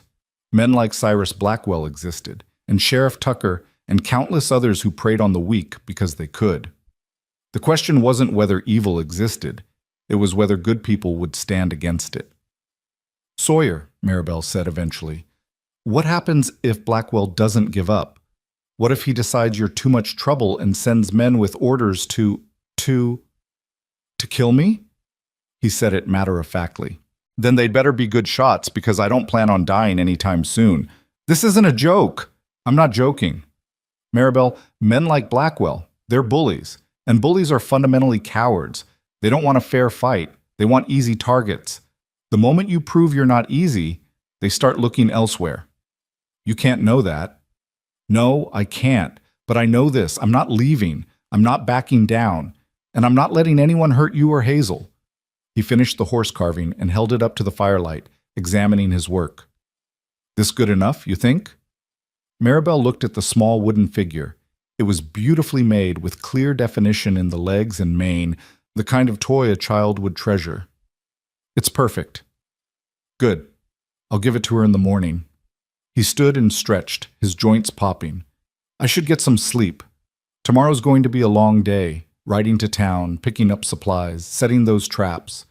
You should rest, too. Those feet need time to heal. I will. But Sawyer? She stood as well, wobbling slightly on her bandaged feet. Thank you. For everything. For staying, for caring, for... She struggled to find words big enough for what she felt. For being the man you are. His smile was soft in the firelight. Thank you for letting me help. Sometimes a man needs purpose as much as he needs food or water. You've given me that. He banked the fire and headed toward the lean-to, where he'd arranged his bedroll earlier.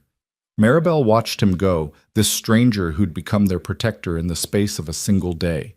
She should have been afraid, letting a man she barely knew sleep so close to where she and Hazel lay vulnerable. But fear was the furthest thing from her mind. Instead, she felt something she'd almost forgotten existed, Hope. Not the desperate, clawing hope of the drowning, but real hope. The kind that whispered maybe, just maybe, they'd survive this after all. Inside the cabin, she checked on Hazel one more time, then lay down on her own thin mattress. Through the window, she could see the glow of the banked fire and Sawyer's shadow moving in the lean-to as he settled for the night. The knowledge that he was there, standing between them, and whatever dangers the darkness might hold, let her finally, truly relax. For the first time in 6 months, Maribel Quinn fell asleep without tears on her face. But outside, beyond the circle of firelight, other eyes watched the homestead with cold calculation. Word had already spread that the Quinn widow had found herself a protector. And in Bitter Creek, Cyrus Blackwell sat in his fine house and planned his response to this unexpected defiance. The storm was coming. The only question was when it would break, and who would be left standing when it passed. Dawn broke clear and cold across the Wyoming prairie, painting the horizon in shades of rose and gold. Maribel woke to the smell of coffee, real coffee, not the chicory substitute she'd been drinking for months, and the sound of Sawyer moving quietly around outside. She lay still for a moment, disoriented by the unfamiliar sensation of having slept through the entire night without waking in terror. Beside her, Hazel still slumbered, one small hand clutching her cornhusk doll, her face peaceful in sleep. Maribel allowed herself a few precious seconds to simply watch her daughter breathe, to count the blessing of another day together, before carefully extracting herself from the bed.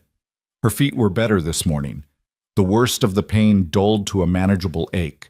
She wrapped them in fresh cloth strips and pulled on her only other dress, a faded calico that had been pretty once, before time and hardship wore it thin. When she stepped outside, she found Sawyer checking his traps near the creek, 3 fat rabbits already hanging from his belt. "Morning," he called when he spotted her. "Coffee's hot. Help yourself." The coffee pot sat on a rock near the fire's remains, still steaming. Maribel poured herself a cup and wrapped her hands around it, savoring the warmth and the rich, bitter taste. Luxury. Such a simple thing, but it felt like wealth beyond measure. "You were up early," she said when Sawyer returned with the rabbits. "Old habit. Sun rises, I rise with it." He began the work of cleaning his catch with practiced efficiency. "Figured I'd get the hunting done before I ride into town. These'll keep you and Hazel fed while I'm gone." "How long will you be away?" "Most of the day, probably. Bitter Creek's a good 2 hours each way, and I want to be thorough about supplies." He paused in his work. "You'll be all right here alone?" "We've been alone for months." "Oh, that was before Blackwell knew someone was standing with you. He might send men while I'm gone, test your defenses." Fear flickered in Maribel's chest, but she pushed it down. "Then I'll deal with it if it happens. I'm not completely helpless, Sawyer. Thomas taught me to shoot before he died." "You have a gun?" "Old rifle. Hasn't been fired in a year, but it should still work." She hesitated. "Thomas took it to the mines with him for protection on the journey. When they brought his body back, the rifle came with it. I've kept it loaded ever since, just in case." Sawyer nodded slowly. "Good. That's good. But I want you to promise me something. If anyone comes, anyone at all, you take Hazel and you run. Don't try to fight, don't try to negotiate, just run." "Run where?" "We're 15 miles from town, and I don't have a horse." "Run to the Henderson place. It's only 3 miles east. They're good people. They'll help you." He met her eyes. "Promise me, Maribel. Your pride isn't worth your life or Hazel's." She wanted to argue, to insist she could defend her own home, but the memory of yesterday's helplessness was too fresh. "I promise." "All right, then." He finished with the rabbits and carried them to the cabin. "I'll leave after breakfast. Should be back before sunset." Hazel woke as they were cooking the morning meal, eggs from the chickens and some of the rabbit meat, fried up with the last precious pinch of salt. The little girl's face lit up when she saw Sawyer, and she ran to him without hesitation, clearly having decided overnight that he was safe. "Did you make me something?" she asked, remembering his whittling from the night before. Sawyer pulled the wooden horse from his pocket and handed it to her. "Thought you might like this." Hazel's squeal of delight was so pure and joyful it brought tears to Maribel's eyes. The child clutched the carved figure to her chest like it was made of gold. "It's beautiful. Look, Mama, look what Sawyer made me." I see, Sweet Pea. That was very kind of him. Thank you, thank you, thank you. Hazel threw her arms around Sawyer's leg, the highest point she could reach, and hugged him fiercely. You're the best cowboy in the whole world. Something crossed Sawyer's face, a flash of such raw emotion that Maribel had to look away. He cleared his throat roughly and patted Hazel's head with gentle awkwardness. You're welcome, little miss. Now go wash up for breakfast. They ate together in the early morning light, and for a brief, perfect moment, they felt almost like a family. The illusion was bittersweet. Maribel knew it couldn't last, knew that Sawyer would eventually leave and they'd be alone again. But for now, for this one morning, she let herself pretend. After breakfast, Sawyer saddled Rosie and prepared for the ride to town. He checked his gun, verified his ammunition, and gave Maribel careful instructions on what to do if trouble came. Remember, he said as he swung into the saddle, anyone shows up, you run. Don't think, don't hesitate. Just grab Hazel and go. I remember. And keep that rifle close, loaded and ready. I will. He looked like he wanted to say more, but instead just nodded and turned Rosie toward the road. Maribel and Hazel watched from the porch as horse and rider disappeared over the rise, leaving them alone once more. The morning passed slowly. Maribel kept herself busy with chores, mending clothes, tidying the cabin, tending to the chickens and Bessie. But her attention was divided, always listening for the sound of approaching hoofbeats, always watching the horizon for signs of trouble. Hazel played quietly with her new wooden horse, creating elaborate stories about brave horses and magical adventures. The toy had given her something precious, a sense of normalcy, a reminder that good things still existed in the world. Maribel said a silent prayer of thanks for Sawyer's thoughtfulness. Around midday, as the sun reached its zenith and the prairie heat began to shimmer in waves, Maribel heard it. Hoofbeats. Multiple horses, coming fast. Her heart seized. She grabbed the rifle from where it leaned against the cabin wall and called to Hazel. Sweet Pea, come inside, now! The urgency in her voice sent Hazel scrambling. Is it the bad men? I don't know. But we need to be ready. Maribel positioned herself by the window, rifle at the ready, mind racing through her options. Run, Sawyer had said. But what if she couldn't make it? What if they were already too close? 3 riders crested the rise, and Maribel's blood ran cold. She recognized 2 of them, Coleman Briggs and Wade Jessup, the men who'd tried to take Hazel yesterday. The third man was older, probably in his 50s, with silver hair and expensive clothes that marked him as someone with money and power. Cyrus Blackwell. It had to be. They rode straight into the yard with the confidence of men who expected no resistance. Blackwell dismounted first, smoothing his vest with manicured hands that had never known a day of hard labor. He was handsome in a cold, calculated way, with the kind of smile that never reached his eyes. Mrs. Quinn, he called out pleasantly, as if they were neighbors meeting at a church social. Might I have a word? Maribel kept the rifle pointed at the ground, but visible. Her hands trembled, but she forced her voice steady. You're not welcome here, Mr. Blackwell. Leave my property. Now, is that any way to greet a visitor? I've come all this way to speak with you about your unfortunate situation. He took a step closer, and Maribel raised the rifle slightly. Blackwell stopped, hands raised in mock surrender. Easy, Mrs. Quinn. I mean you no harm. In fact, I've come with a generous offer. I'm not interested in anything you have to say. Not even if it clears your debt entirely? Wipes the slate clean? Gives you a fresh start? His smile widened. Surely that's worth hearing out. Against her better judgment, curiosity won. What kind of offer? Simple, really. Sign over the deed to this property, and I'll forgive the entire debt. $800, gone like smoke. You and your daughter can walk away free and clear, start over somewhere else. This land isn't worth $800. You know that. Perhaps not to you, but I have plans for this area, and your property sits right in the middle of them, so I'm willing to be generous. He pulled papers from his coat. Sign here, and your troubles are over. And where exactly are Hazel and I supposed to go? This is our home. I'm sure you'll figure something out, a resourceful woman like yourself. Blackwell's tone remained pleasant, but his eyes had gone flat and hard. The alternative is far less pleasant, I'm afraid. If you don't sign, I'll have the sheriff evict you for non-payment. You'll lose the property anyway, and you'll still owe the debt. At least this way you leave with nothing hanging over your head. The debt is fraudulent. I've seen the papers. The interest rates don't match. The fees are invented. My husband paid back far more than he borrowed. That's a serious accusation, Mrs. Quinn. Do you have proof? I have all of Thomas's receipts, all the loan documents. Papers can be forged. Receipts can be faked. Blackwell's smile turned predatory. And who do you think Judge Morrison will believe? A grieving widow with everything to gain from lying? Or a respected businessman with a spotless reputation? A spotless reputation built on stealing from people too poor to fight back, Maribel shot back, anger overriding caution. You're nothing but a thief in nice clothes. Blackwell's pleasant mask slipped for just a moment, revealing the cruelty beneath. Careful, Mrs. Quinn. Insults won't improve your situation. Neither will signing my home over to you, so you can take your generous offer and leave. I'm trying to help you. You're trying to steal my land. Mama! Hazel's scream split the air.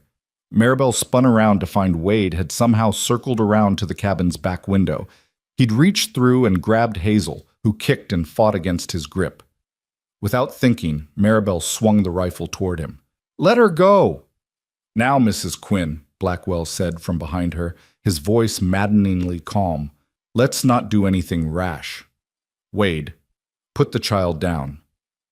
Wade obeyed, but slowly, his message clear.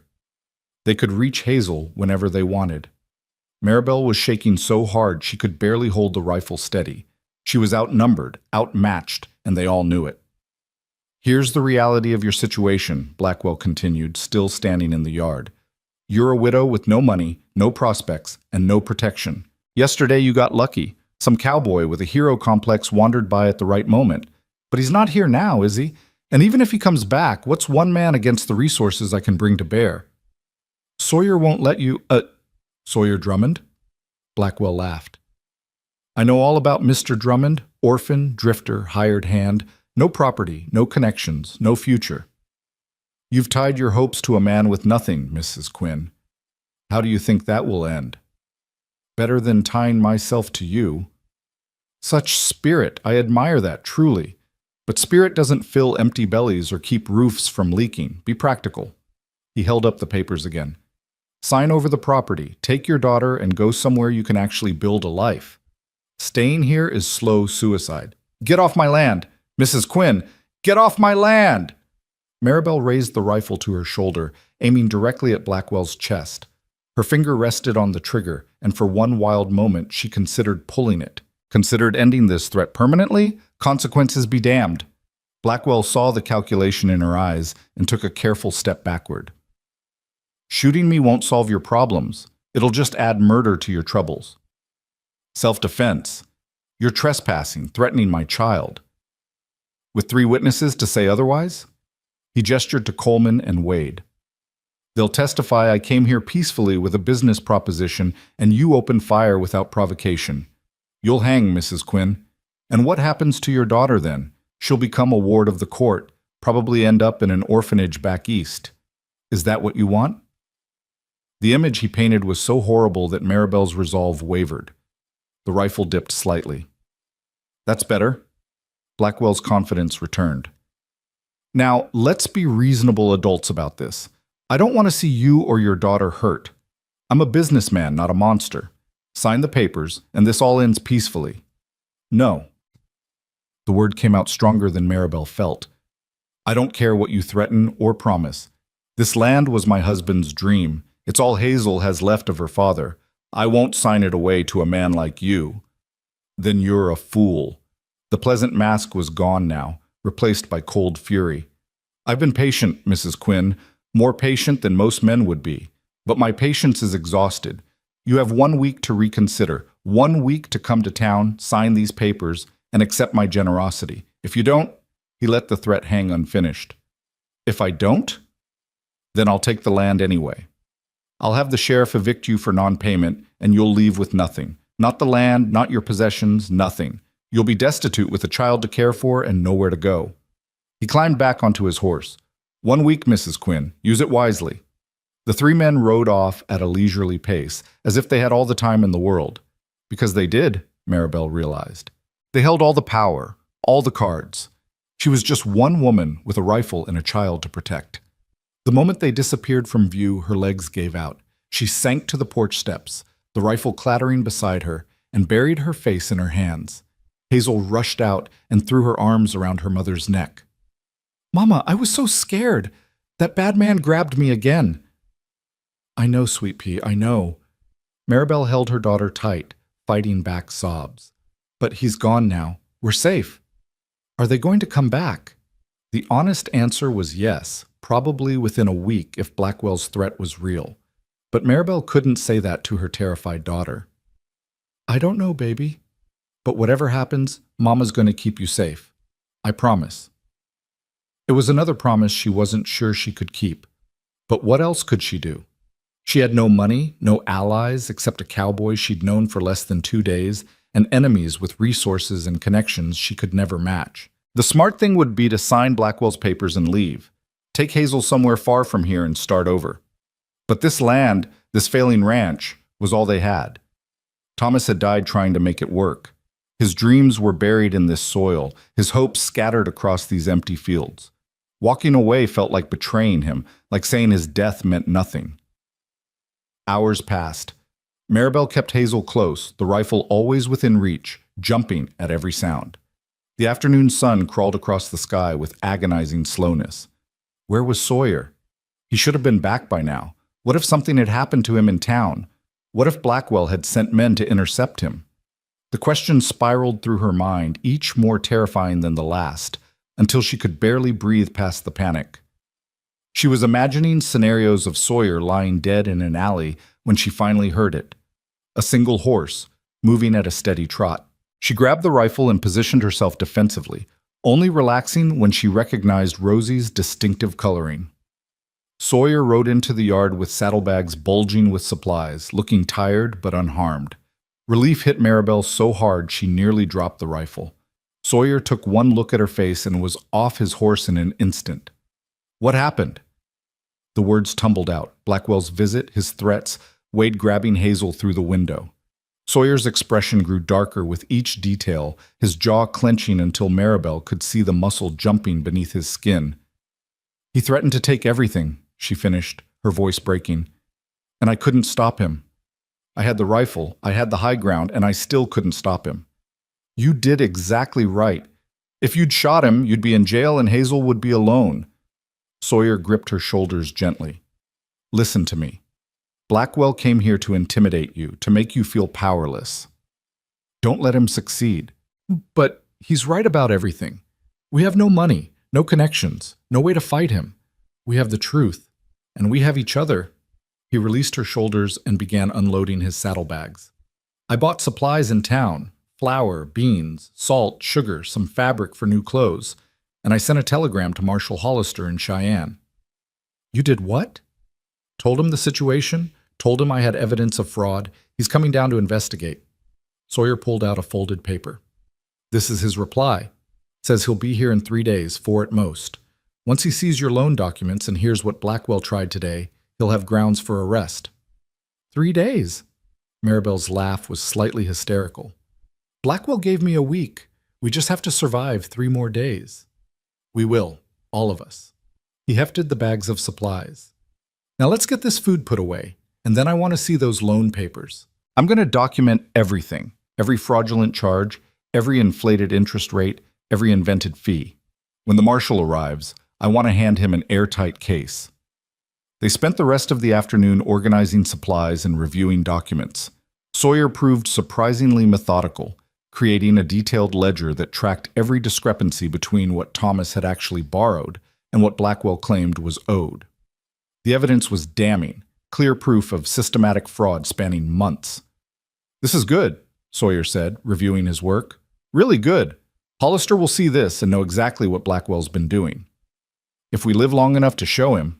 Maribel couldn't shake the feeling of impending doom. 3 days is a long time, Sawyer. Anything could happen." "Then we'll be ready for it." He stood and stretched. "I'm going to reinforce the cabin tonight. Bar the windows, secure the doors. And I'm sleeping inside from now on, not in the lean-to." "Inside?" Maribel's cheeks heated. That wouldn't be proper." "Neither is letting you and Hazel face danger alone because I was worried about propriety." His tone brooked no argument. "I'll sleep by the door, fully dressed, gun in hand. Nothing improper about a man defending his—" He stopped, seeming to realize what he'd been about to say. "Defending his what?" Maribel asked softly. "His friends," Sawyer finished, but something in his eyes suggested that wasn't quite the word he'd meant. "You and Hazel. I'm defending you, that's all that matters." That night, true to his word, Sawyer barricaded the cabin. He nailed boards across the windows from the inside, leaving only narrow slits to see through. He propped furniture against the door and created a defensive position where he could watch both entrances simultaneously. The cabin felt like a fortress, cramped and dark, but secure. Hazel found the whole thing exciting at first, treating it like an adventure game. But as darkness fell and the reality of their situation became clear, she grew quiet and clingy. Maribel held her close while Sawyer kept watch, his rifle across his knees, his attention never wavering. "Tell me about your ranch," Maribel said eventually, needing to fill the tense silence. "The double R where you work." "Not much to tell. It's a good spread, about 5,000 acres. Run by a man named Robert Reynolds and his son Robert Jr. That's where the double R comes from. They raise cattle mostly, some horses. I've been working there for 5 years, longest I've stayed anywhere since my family died." "Why there? What made you stay?" Sawyer was quiet for a moment. "The boss, Senior, he reminds me of my father. Fair, honest, treats his hands with respect. When I first showed up looking for work, I was rough around the edges, angry at the world. Most ranchers would have turned me away, but Senior gave me a chance. Said he could see I was running from something, and when I was ready to stop running, I'd be welcome to stay as long as I wanted." "Are you still running?" "I thought I was. Thought I'd always be running." He glanced at her in the dim lamplight. "But maybe I've been looking for a reason to stop. Maybe I found it." The implication hung in the air between them, heavy with possibility. Maribel's heart beat faster, and she was grateful for the darkness that hid her burning cheeks. This was too much, too fast. She'd only known this man for 2 days. She couldn't possibly be feeling, but she was. God help her, she was. "Sawyer," she began, not sure what she wanted to say. A sound outside cut her off. Footsteps, careful and deliberate, moving around the cabin. Sawyer was on his feet in an instant, gun raised, positioning himself between the door and where Maribel sat with Hazel. "Stay down," he whispered. "Don't make a sound." The footsteps stopped at the door. Someone tested the handle, found it barred, and moved on to the window. Maribel heard scraping sounds, as if someone was trying to remove the board Sawyer had nailed up. "I know you're in there, Drummond," Wade's voice called out. "Blackwell sent me with a message. You've got until tomorrow night to clear out. Leave, and nobody gets hurt. Stay, and we'll burn you out." Sawyer didn't respond. He just stood there, silent and ready, his gun trained on the window. "You hear me, Cowboy? Tomorrow night. Be smart about this." More footsteps, then the sound of a horse riding away. But Sawyer didn't relax his stance. He stayed frozen, listening for what felt like hours. Finally, he lowered his gun slightly. "He's gone, but he might have left someone watching. We need to be ready for anything." Maribel realized she was shaking. Hazel had buried her face against her mother's chest, silent tears soaking through the fabric. Tomorrow night. Less than 24 hours before Blackwell made good on his threats. "The marshal," Maribel whispered. "He'll never get here in time." "Then we hold out until he does, whatever it takes." Sawyer returned to his position by the door. "Try to sleep, both of you. I'll keep watch. You can't stay awake all night. I've done it before. I'll do it again." His voice was iron. "Sleep, Maribel. You're going to need your strength for tomorrow." She wanted to argue, wanted to insist on sharing the watch, but exhaustion pulled at her like an anchor. She lay down with Hazel, fully clothed, the rifle within reach, and tried to rest.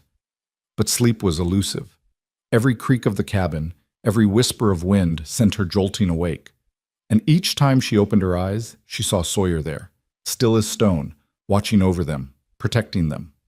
Somewhere in the darkest hours of night, The terrible realization settled over her like a heavy blanket. Blackwell wouldn't wait. He'd come tomorrow, today, now, with dawn only hours away. And when he came, it would be with enough men to overwhelm even Sawyer's determination. They were going to lose everything, the ranch, their home, possibly their lives, unless they fought back with everything they had. And as the first gray light of dawn began to seep through the cracks in the boarded windows, Maribel made a decision. If Cyrus Blackwell wanted a fight, then by God she'd give him one. The first rays of sunlight found Maribel already awake, sitting at the table with Thomas's tin box open before her. She'd been thinking all night, turning the problem over and over in her mind, like a puzzle with pieces that refused to fit. Sawyer dozed lightly by the door, his body positioned so he'd wake at the slightest sound. Hazel still slept, exhausted by fear and the constant tension of the past 2 days. Maribel pulled out the loan documents again, studying them in the growing light. There had to be something here, some way to fight back that didn't involve waiting helplessly for either the marshal's arrival or Blackwell's next attack. Her eyes scanned the signatures, the witness marks, the official-looking stamps that gave the fraudulent papers an air of legitimacy. Then she saw it, a detail she'd missed before, hidden in the fine print at the bottom of the contract. The loan had been witnessed by someone named Martha Henley, whose signature appeared neat and precise beneath Thomas's shaky scrawl. Maribel didn't recognize the name, but something about it tugged at her memory. "Sawyer," she whispered, not wanting to wake Hazel. "Sawyer, wake up!" He was alert instantly, hand going to his gun. "What is it? They coming?" "No, look at this." She pointed to the signature. "Martha Henley. She witnessed the original loan. Do you know who that is?" Sawyer leaned closer, squinting at the signature. His expression shifted from confusion to recognition. "Henley. Yeah, I know that name. There's a boarding house in Bitter Creek run by a widow named Martha Henley. Respectable woman, runs a clean establishment. Why? Because if she witnessed this document, she'd have been there when Thomas signed it. She'd know what the actual terms were, what interest rate was agreed upon." Maribel's excitement grew. She could testify that these papers have been altered. If she's willing to go against Blackwell, that's a big if, Maribel. He's got power in that town, but she's not dependent on him for her livelihood. A boarding house owner, she'd have income from travelers, from cowboys passing through. She wouldn't be as vulnerable to his pressure as someone who owes him money. Maribel stood, her decision made. "I need to talk to her. Before Blackwell comes tonight, I need to get her statement." "You can't go into town. It's too dangerous." "Then you go. Ride to Bitter Creek, find Martha Henley, ask her what she remembers." Maribel gripped his arm. "Please, Sawyer, this might be our only chance to get real proof, the kind even Judge Morrison couldn't ignore." Sawyer looked torn, his eyes moving between Maribel and the barricaded door. "I don't want to leave you unprotected. We'll go to the Henderson place like you suggested. Mrs. Henderson is kind. She'll take us in for a few hours.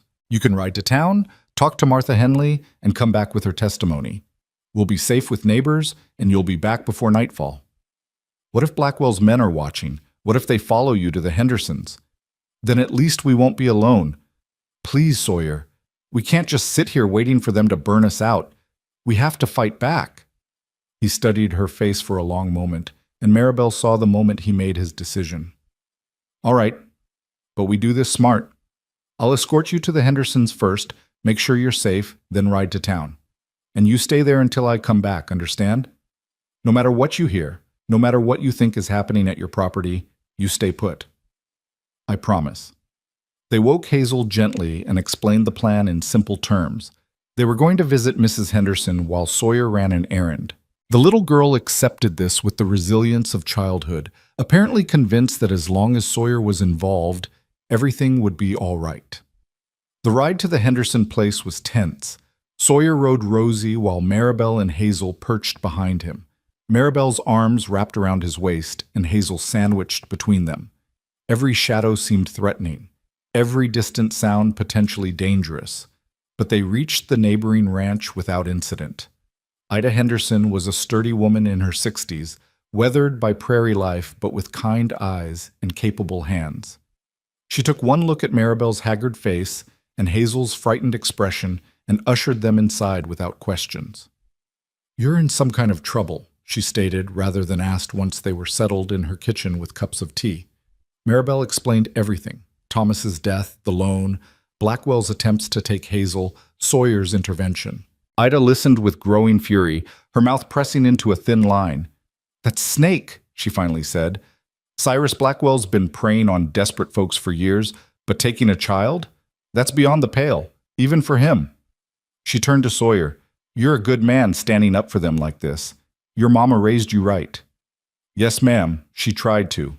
Sawyer stood, his hat in his hands. "Mrs. Henderson, I need to ride into town for a few hours. Would you keep them safe?" "Of course I will. My husband James is out checking the north fence, but he'll be back by noon. Nobody's going to trouble these two under my roof." "Thank you, ma'am." Sawyer knelt down to Hazel's level.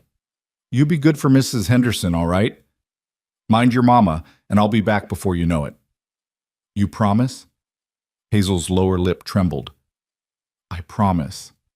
He pulled something from his pocket, another wooden carving, this one smaller, a tiny horse that matched the one he'd given her earlier. "This is Rosie's baby. You keep her safe until I get back with her mama." Hazel clutched the carving like a talisman. "I'll keep her very safe."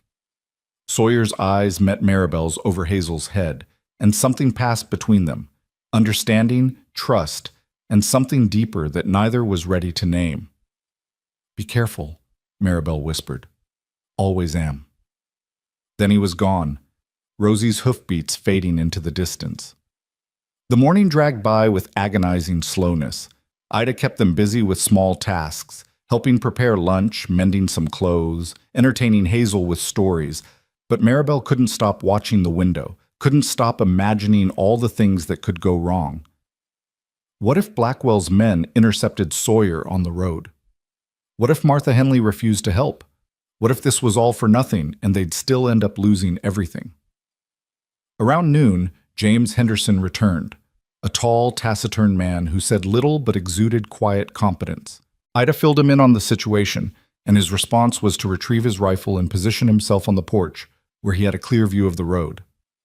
"Nobody's taking children from my neighbors," was all he said, but the steel in his voice made it clear he meant it. The afternoon sun climbed higher, and still Sawyer didn't return. 1 hour passed, then 2, then 3. Maribel's anxiety grew with each passing minute. What if something had happened? What if he wasn't coming back? "He'll be here," Ida said, reading her expression. "That young man has the look of someone who keeps his promises. He'll be here." But the sun was sinking toward the horizon when they finally heard hoofbeats. Maribel rushed to the window, relief flooding through her when she recognized Rosie. But Sawyer wasn't alone. There was a woman riding behind him, older, with silver-streaked hair and a determined set to her jaw. Martha Henley. They dismounted, and Sawyer helped the older woman down with careful courtesy. Maribel met them on the porch, hardly daring to hope. "Mrs. Quinn," Martha said, taking both of Maribel's hands in hers. "I remember your husband. Good man, honest man. What Cyrus Blackwell has done to you is unconscionable, and I won't stand for it anymore. You'll testify? You'll tell the truth about what you witnessed?" "More than that." Martha's smile was grim.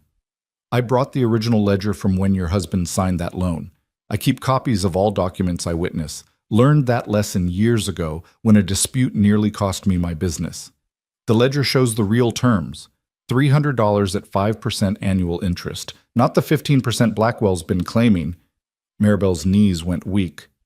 "You have proof, real, documented proof." "I do.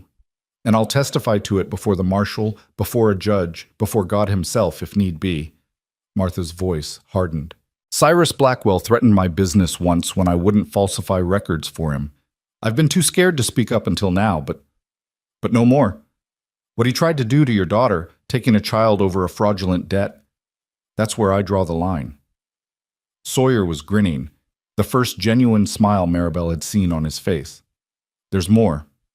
I stopped by the telegraph office and sent another message to Marshal Hollister. Told him we had a witness and documentation. He sent back saying he's riding through the night. He'll be here by dawn tomorrow instead of waiting another 3 days." "Tomorrow?" Maribel could barely process the information. But Blackwell's deadline is tonight. He'll come with his men. Try to burn us out. Let him try, James Henderson spoke up from where he'd been listening silently. Ida and I will stand with you. My brother lives 2 miles south. I'll send word to him. Between all of us, we can hold off Blackwell until the marshal arrives. I can't ask you to risk your lives. You're not asking. We're offering. Ida's voice was firm. This is what neighbors do. We stand together against bullies and thieves. Always have, always will. Maribel felt tears streaming down her face. Not tears of fear this time, but tears of gratitude and hope. She wasn't alone anymore. She had allies, friends, people willing to fight beside her. Thank you, she whispered. Thank you all. Don't thank us yet, James said pragmatically. We've got a long night ahead. Sawyer, help me fortify the Quinn place. If Blackwell's coming, we'll be ready for him. They rode back to Maribel's ranch as the sun touched the horizon, painting the sky in shades of crimson and gold. James had brought his brother Henry and 2 ranch hands, all armed and grim-faced. Martha Henley insisted on coming too, declaring that her testimony was too important to risk leaving at the boarding house. The cabin and its surroundings were transformed into a defensive position. The men reinforced the barricades, positioned themselves at strategic points, and made sure everyone had clear fields of fire. Ida took charge of Hazel, keeping the little girl calm and distracted with stories while the adults prepared for battle. As darkness fell, an eerie quiet settled over the prairie. Somewhere in the distance, a coyote howled. The wind whispered through the sagebrush, and everyone waited. Maribel stood by the cabin window, rifle in hand, positioned beside Sawyer. What if they don't come? She asked quietly. They'll come. Men like Blackwell don't make threats they don't intend to keep. It's about power. If he backs down now, he loses credibility. Sawyer checked his ammunition for the 3rd time. But he's going to get a surprise when he finds us ready for him. I'm scared. Good. Fear keeps you sharp. He glanced at her in the lamplight. But don't let it control you. When they come, you focus on protecting Hazel. That's all that matters. Everything else is just noise. What about protecting you? What if you... She couldn't finish the sentence. I'll be fine. I've been in worse scrapes than this. His hand found hers in the darkness, squeezed gently. But Maribel, if something does happen to me, you promise me you'll take that ledger and Martha's testimony straight to the marshal. Promise me you won't give up. Nothing's going to happen to you. Promise me anyway. I promise. Her voice broke. But you better keep your promise too. You said you'd stay until this was over. I did. And I will. He released her hand as James whistled softly from his position outside. The signal they'd agreed upon. Someone was coming. Hoofbeats, multiple horses approaching from the main road. Maribel's heart hammered against her ribs as she peered through the narrow gap in the boards. In the moonlight, she could make out shapes, 5, 6, maybe 7 riders, moving steadily toward the property. They stopped about 50 yards out, just beyond easy rifle range. A figure dismounted and walked forward, hands raised to show he was unarmed. As he moved into the light of the moon, Maribel recognized Cyrus Blackwell's silver hair. Mrs. Quinn, he called out, I believe we had an agreement.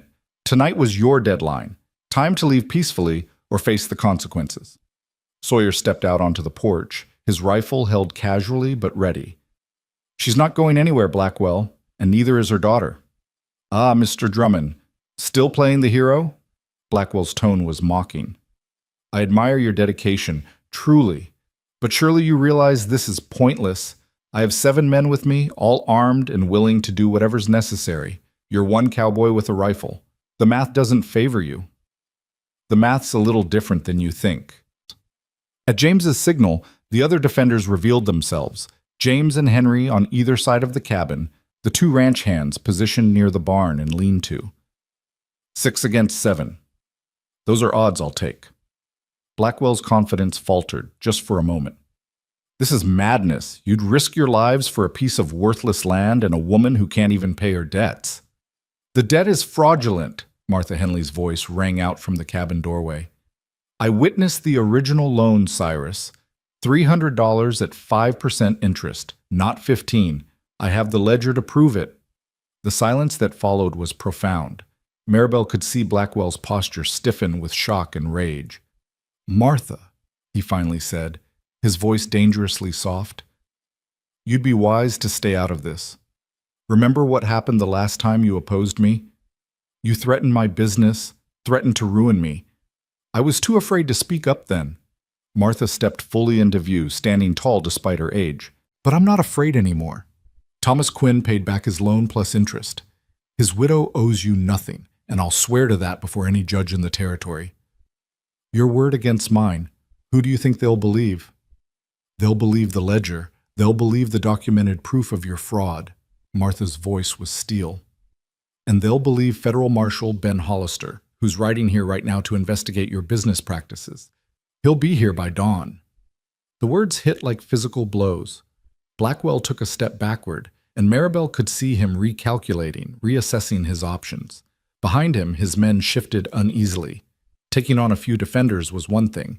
Taking them on with a federal marshal en route was something else entirely. "You're bluffing," Blackwell said, but his voice had lost its certainty. "Am I?" Sawyer pulled a folded telegram from his pocket. "Got confirmation this afternoon. Marshal Hollister's exact words were, 'Will arrive Quinn property at dawn. Hold position.'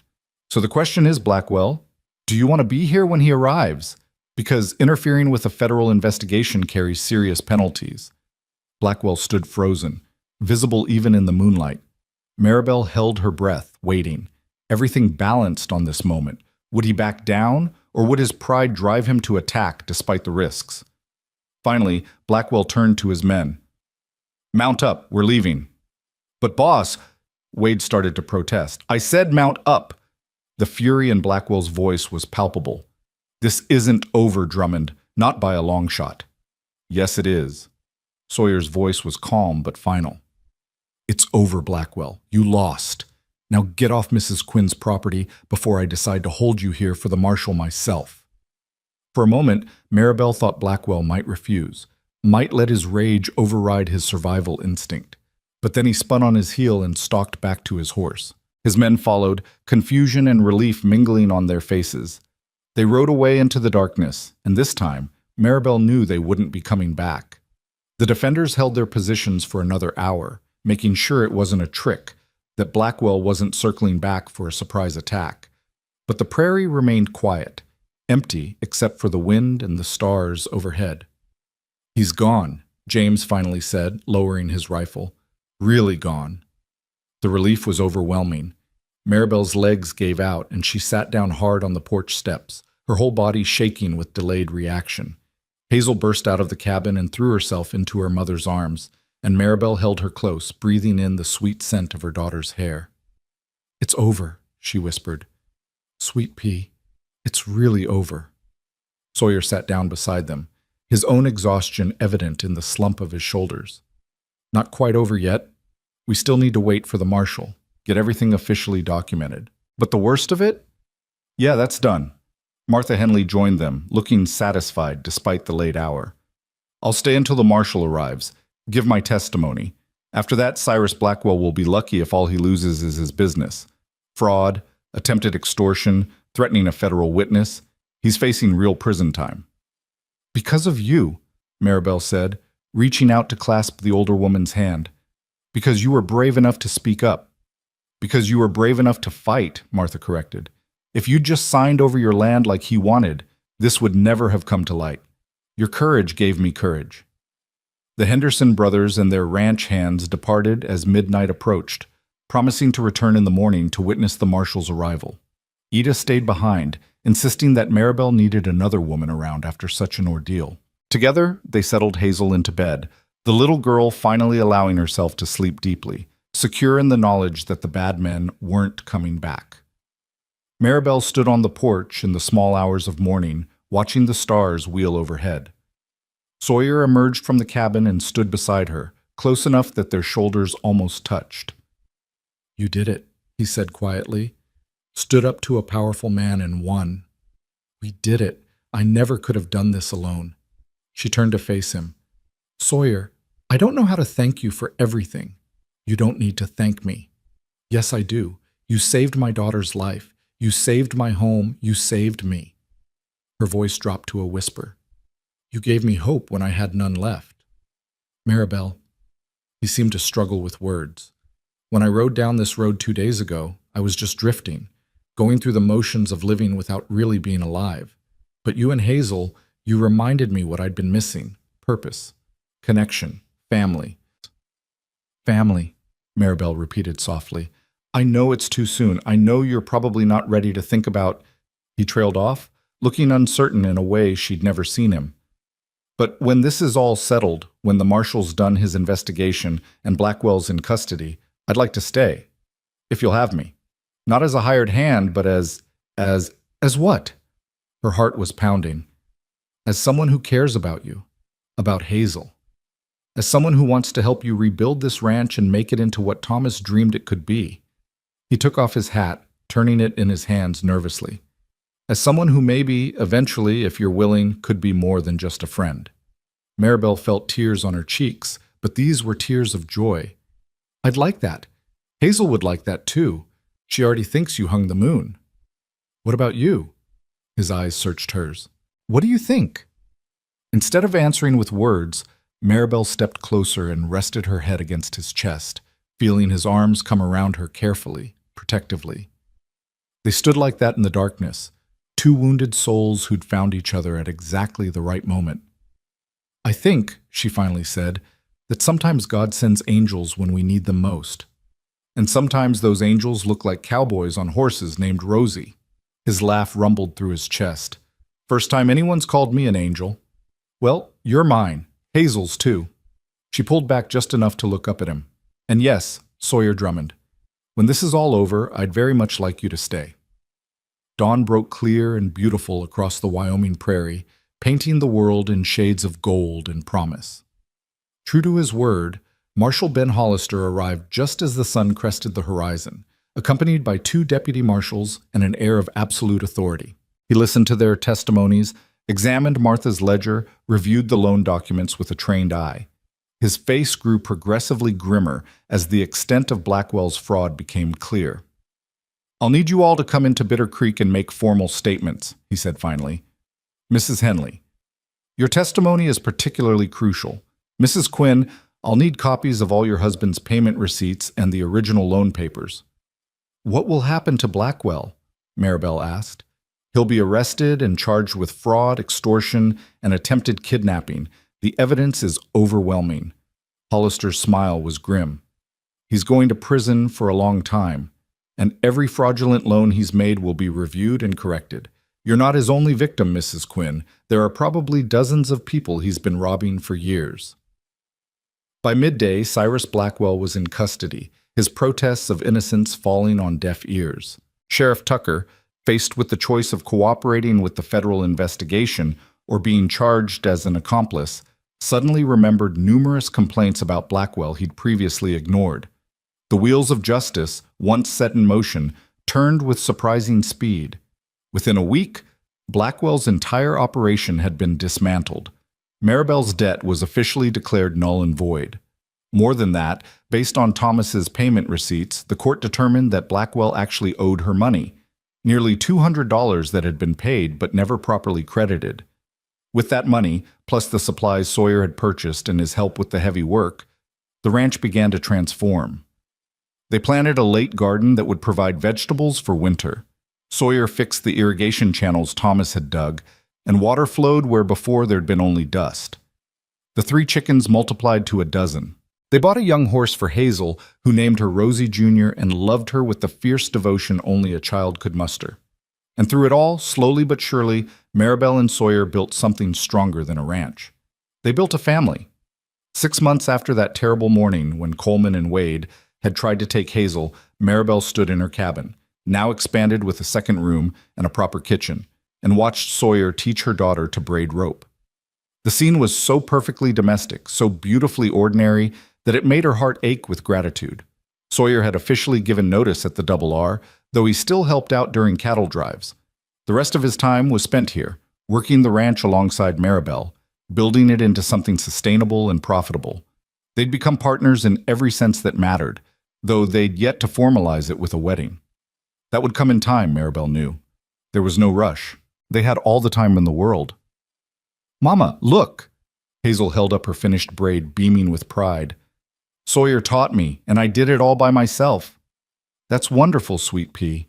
Maribel moved to admire her daughter's work, and Sawyer caught her hand as she passed, squeezing gently. "She's a natural," he said, pride evident in his voice. "Give her a few more years and she'll be able to work cattle with the best of them."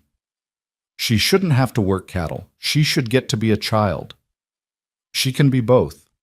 "I was." He pulled Maribel down to sit beside him on the bench. "Besides, there's value in learning to work hard, to build something with your own hands. Your Thomas understood that. That's why he fought so hard for this place."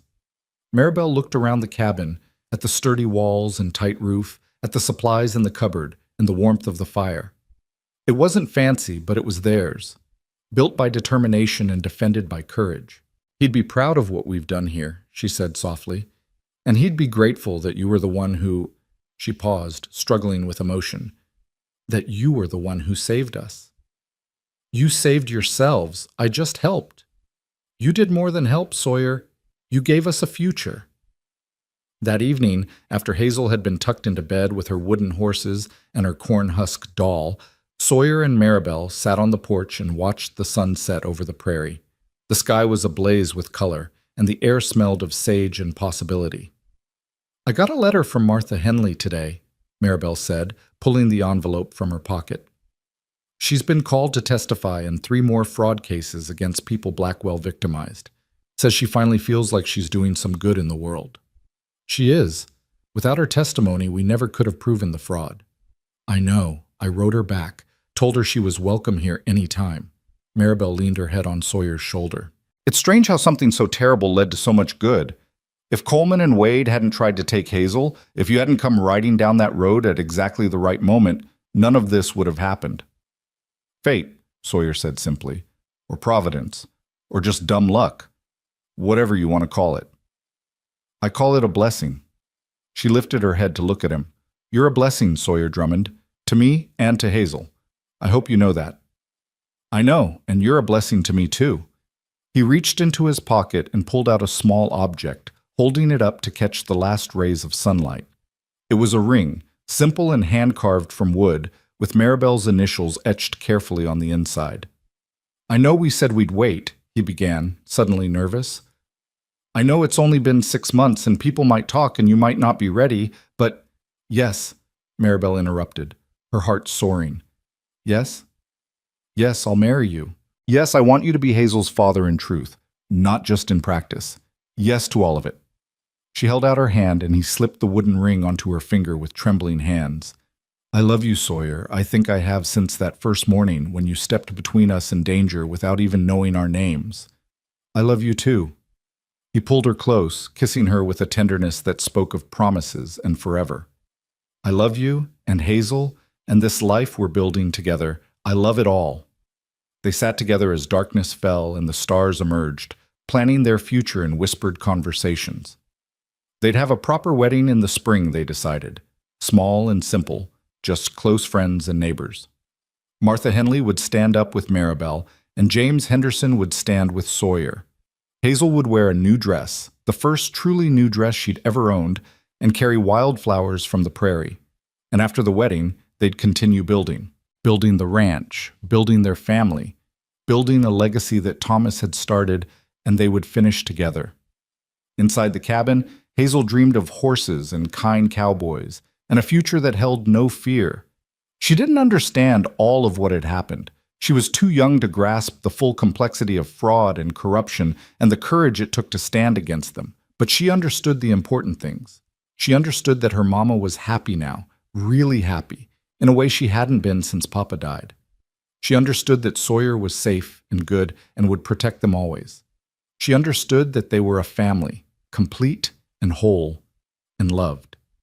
And perhaps, in her child's wisdom, she understood better than any adult that sometimes the worst moments in life were just doorways to something better.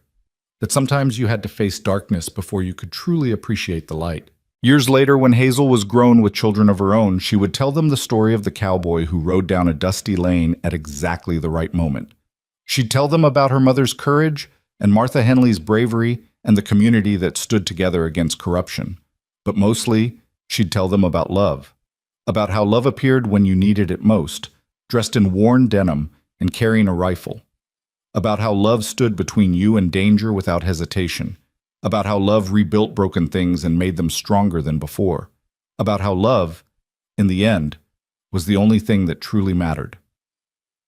The Wyoming wind whispered across the prairie that night, carrying with it the promise of better days ahead. In the cabin, a family slept peacefully, secure in the knowledge that they were safe, they were loved, and they were home. And in the lean-to, Rosie shifted in her sleep, dreaming hoarse dreams of open range and endless grass, content in the knowledge that she'd carried her rider to exactly where he needed to be. The story that began with screams and terror ended with love and hope. It was a happy ending, hard-won and well-deserved. And for Maribel Quinn, Sawyer Drummond, and young Hazel, it was really just the beginning. Their life together stretched out before them like the prairie itself, vast and beautiful and full of possibility. There would be challenges ahead, certainly, hard winters and dry summers, setbacks and struggles, but they would face them together, as a family. And that made all the difference. Because sometimes, when you're at your lowest point, when you think all hope is lost and darkness has won, a stranger rides into your life and changes everything. Sometimes that stranger sees you, really sees you, and decides that your fight is worth joining. And sometimes, just sometimes, that stranger stays forever.